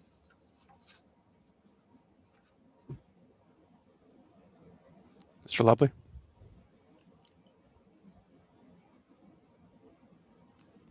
Oh, Mr. Lobley. My apologies, I was muted. Through you, Mr. Chair, and Councillor Singh, correct, yes, this would be the line that we would be looking at. Okay. What type, you know, if would staff want a specific number in mind, or can an issue paper just be requested on what would be increased capacity that we can actually handle, rather than just saying, you know, we want 100,000 across the line or 200,000 or whatever, but obviously looking at all the other, you know, taking into account timing and staff resource, would an issue paper request just requesting increased funding to this line item would be appropriate, or would you want a specific number? So through you, Mr. Chair, Councillor Singh, I'm afraid I'm caught slightly on the back foot on this one and don't have a good answer. I can share with you our tentative 10-year program. We have a program which stretches out a little further than is painted out into the picture to use those general provision dollars. I can perhaps take away to do an issue paper showing what that 10-year program would look like and perhaps suggest what additional levels of resourcing would allow us to be able to do on an annualized basis through the 10-year program, if that would help. Could there be like 3 options, you know, be it 500,000 or 200,000, 100,000 across? I'm just throwing numbers out there. I don't mean those to be specific. I'm just saying that rather than just saying this is what we can do as a suggestion from staff, but give multiple options and allow staff to weigh that amongst other priorities on budget day. Through you, Mr. Chair, I believe that would be possible. I might connect with you offline just to make sure that we phrase that out the right way. But yes, I can certainly work something up along those sorts of lines. Okay, thank you. That's what I would be requesting. Okay, thank you. And sorry, one more question, and that'll be it for me. Okay, sorry, go ahead. C-154. Can urban forestry, can any of this be funded from our parkland fund? Does the bylaws allow it? Either from DC or parkland fund? Mr. Lobley. So through you, Mr. Chair, I may have turned my camera on. Oh, it actually sounds like a planning question to me, but might be one for finance, I'm afraid. Finance or planning? I'm not okay, Mr. Haggie, do you know offhand? I'll take a crack. Not a definitive. I believe the answer is no, but I don't want to say that's 100%. Can staff respond to that later? Yes. Thank you. Okay, thank you. And finally, Mayor Rabinovich. Thanks very much, and lots of great questions.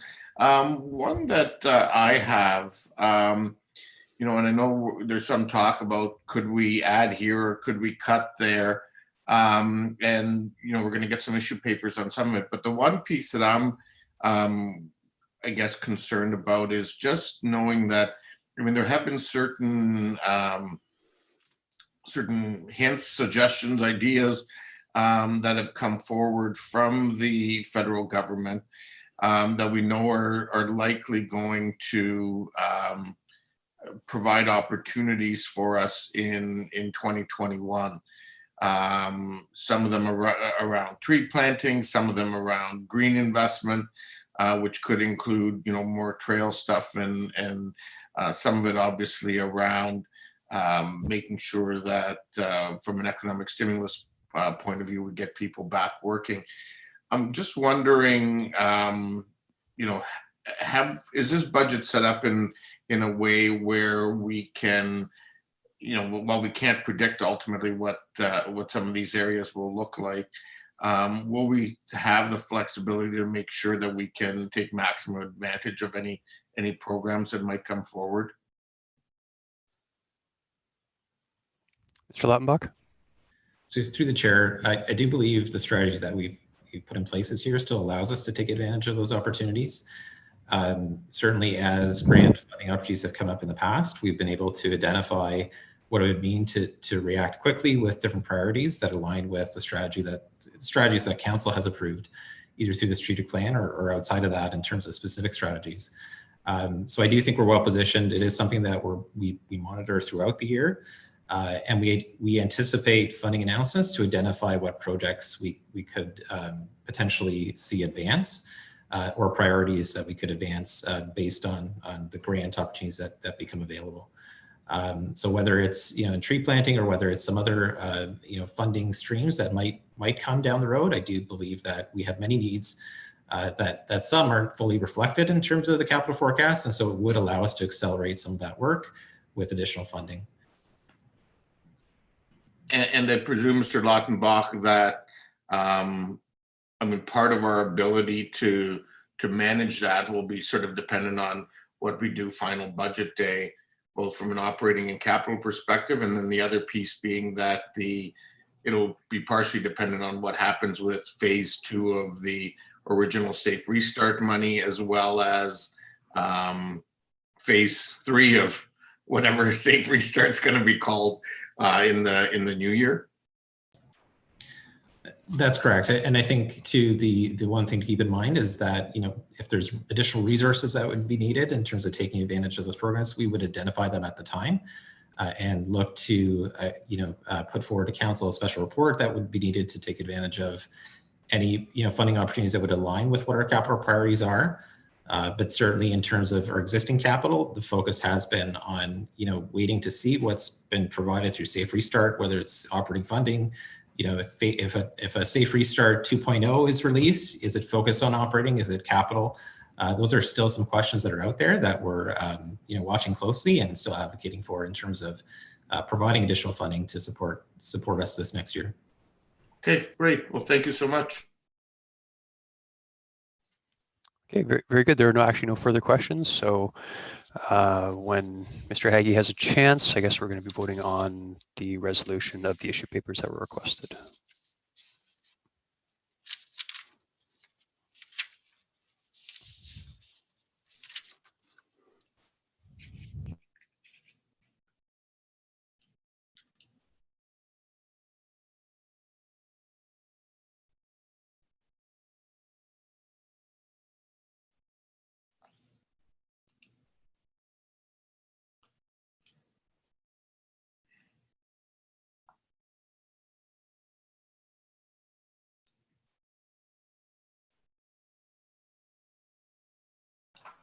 Sorry, I've just sent them over to clerks. They should be able to put them up shortly.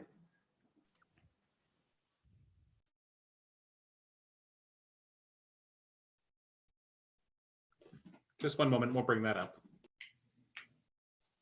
Thank you.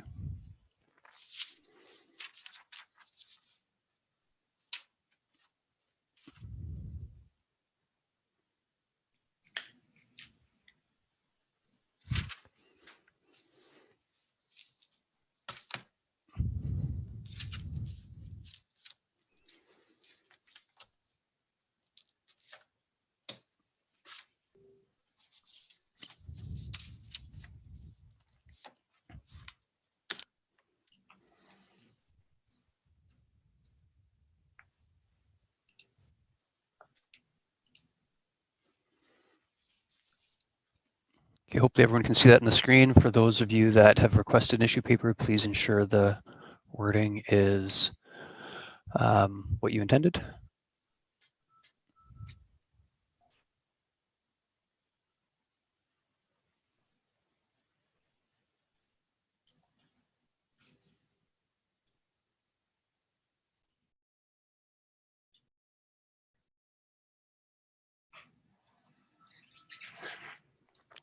Okay, if anyone has any questions on this, now would be the time.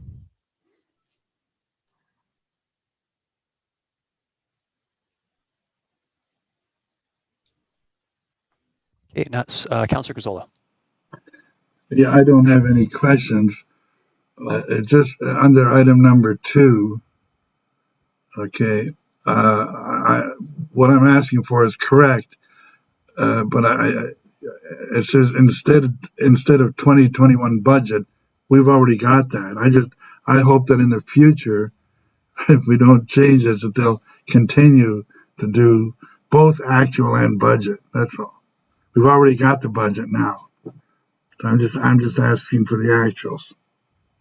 Okay, sure that's been noted by staff. Sorry, just 1 second. Just want to double check.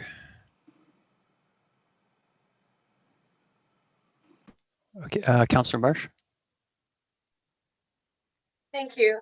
Yeah, for item number 10, the parks and cemeteries, are we looking to, what I wanted to ask is whether or not we could look to develop a program where when a person passes away at any cemetery, or sorry, at any funeral home, whether or not we could promote a tree planting option where a person could, in lieu of flowers, offer money to plant a tree in the city of Kitchener. Do we do that already, or would that be something that we could look to add?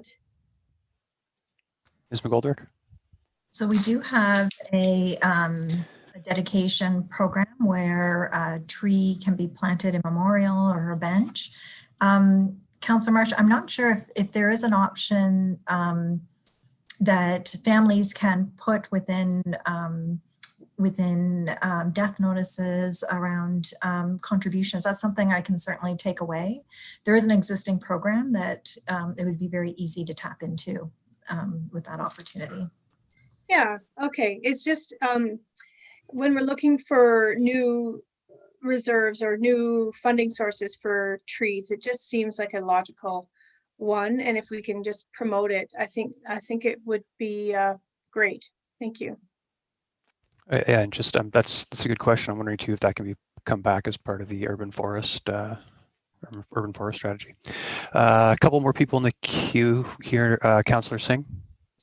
Yes, for issue paper for number 10, that was for staff to look at if the funding can be from Parkland Dedication Reserve or any funding can come from DCs now that the DC bylaw does allow room for some soft costs as well. So both.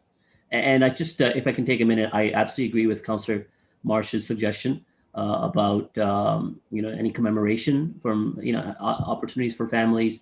If you walk through Stratford Park, you see so many parks with just a small little sign in front of a tree where there's a dedication. I'm not an avid park or trail walker necessarily, but I haven't come across any in the city of Kitchener, and I don't know where they do exist. If they do, I think we should do a better part in outlining so we can encourage more people to do so. Thank you. Thank you. Councillor Johnson. Yes, thank you. And just to kind of build on those remarks from both Councillor Mark and Councillor Singh, I think Councillor Singh had brought up last year, and I'm just trying to remember where this had went, but about benches, etc., and dedicating benches. I'm wondering with number 10, even though it's called trees, if that, I think the purpose of what you were getting at here, Councillor Singh, was, how can we look at different kind of trail improvements? And I know that that's something you had brought up in the past. Is that something that can be added here? And where did that idea go around the sponsoring of those benches? Just sorry if I can just jump in. I think what you're asking, Councillor Johnston, it's quite a bit different. Councillor Singh's simply asking whether the parkland dedication fees that developers pay can go towards tree planting. What you're asking is something I think we should, certainly be discussing, but it would have to be something separate. So anyway, I was hoping we could piggyback that. Mr. Chair, I think Councillor Johnston was referring to my earlier suggestion or report where staff will outline increased funding to trails, general provision, and I think that could come from that. Which is here, which is number 9, yes. So if staff can just make a mental Okay, note. if we can add that to number 9, that would be perfect. Thank you. Yeah, exactly. Okay, not seeing anyone else. Could I get someone to move the recommendations here? Moved by Councillor Singh. Any questions or discussion further? Not seeing any. Those in favor? And those opposed? None opposed. That's carried. Thank you very much. That concludes this meeting of Finance and Corporate Services Committee. I don't believe we have to go into special counsel or anything, so. We're going right back to special counsel. Sorry? Going to special counsel now. Oh, okay. Go ahead, Mayor Benovich. So we'll go back into, I'll call this meeting of special counsel back to order, and I'll turn it over to you, Councillor David, to bring forward the recommendations from Finance Committee. That's correct. We have to ratify it. Yeah, so it's been moved by myself and seconded by Councillor Galloway-Sealock that the items arising out of capital budget be approved. Thanks. Any questions, comments? If not, all those in favor? Opposed? That's carried. Motion for, actually, we also have the water rates report that was on the special council agenda.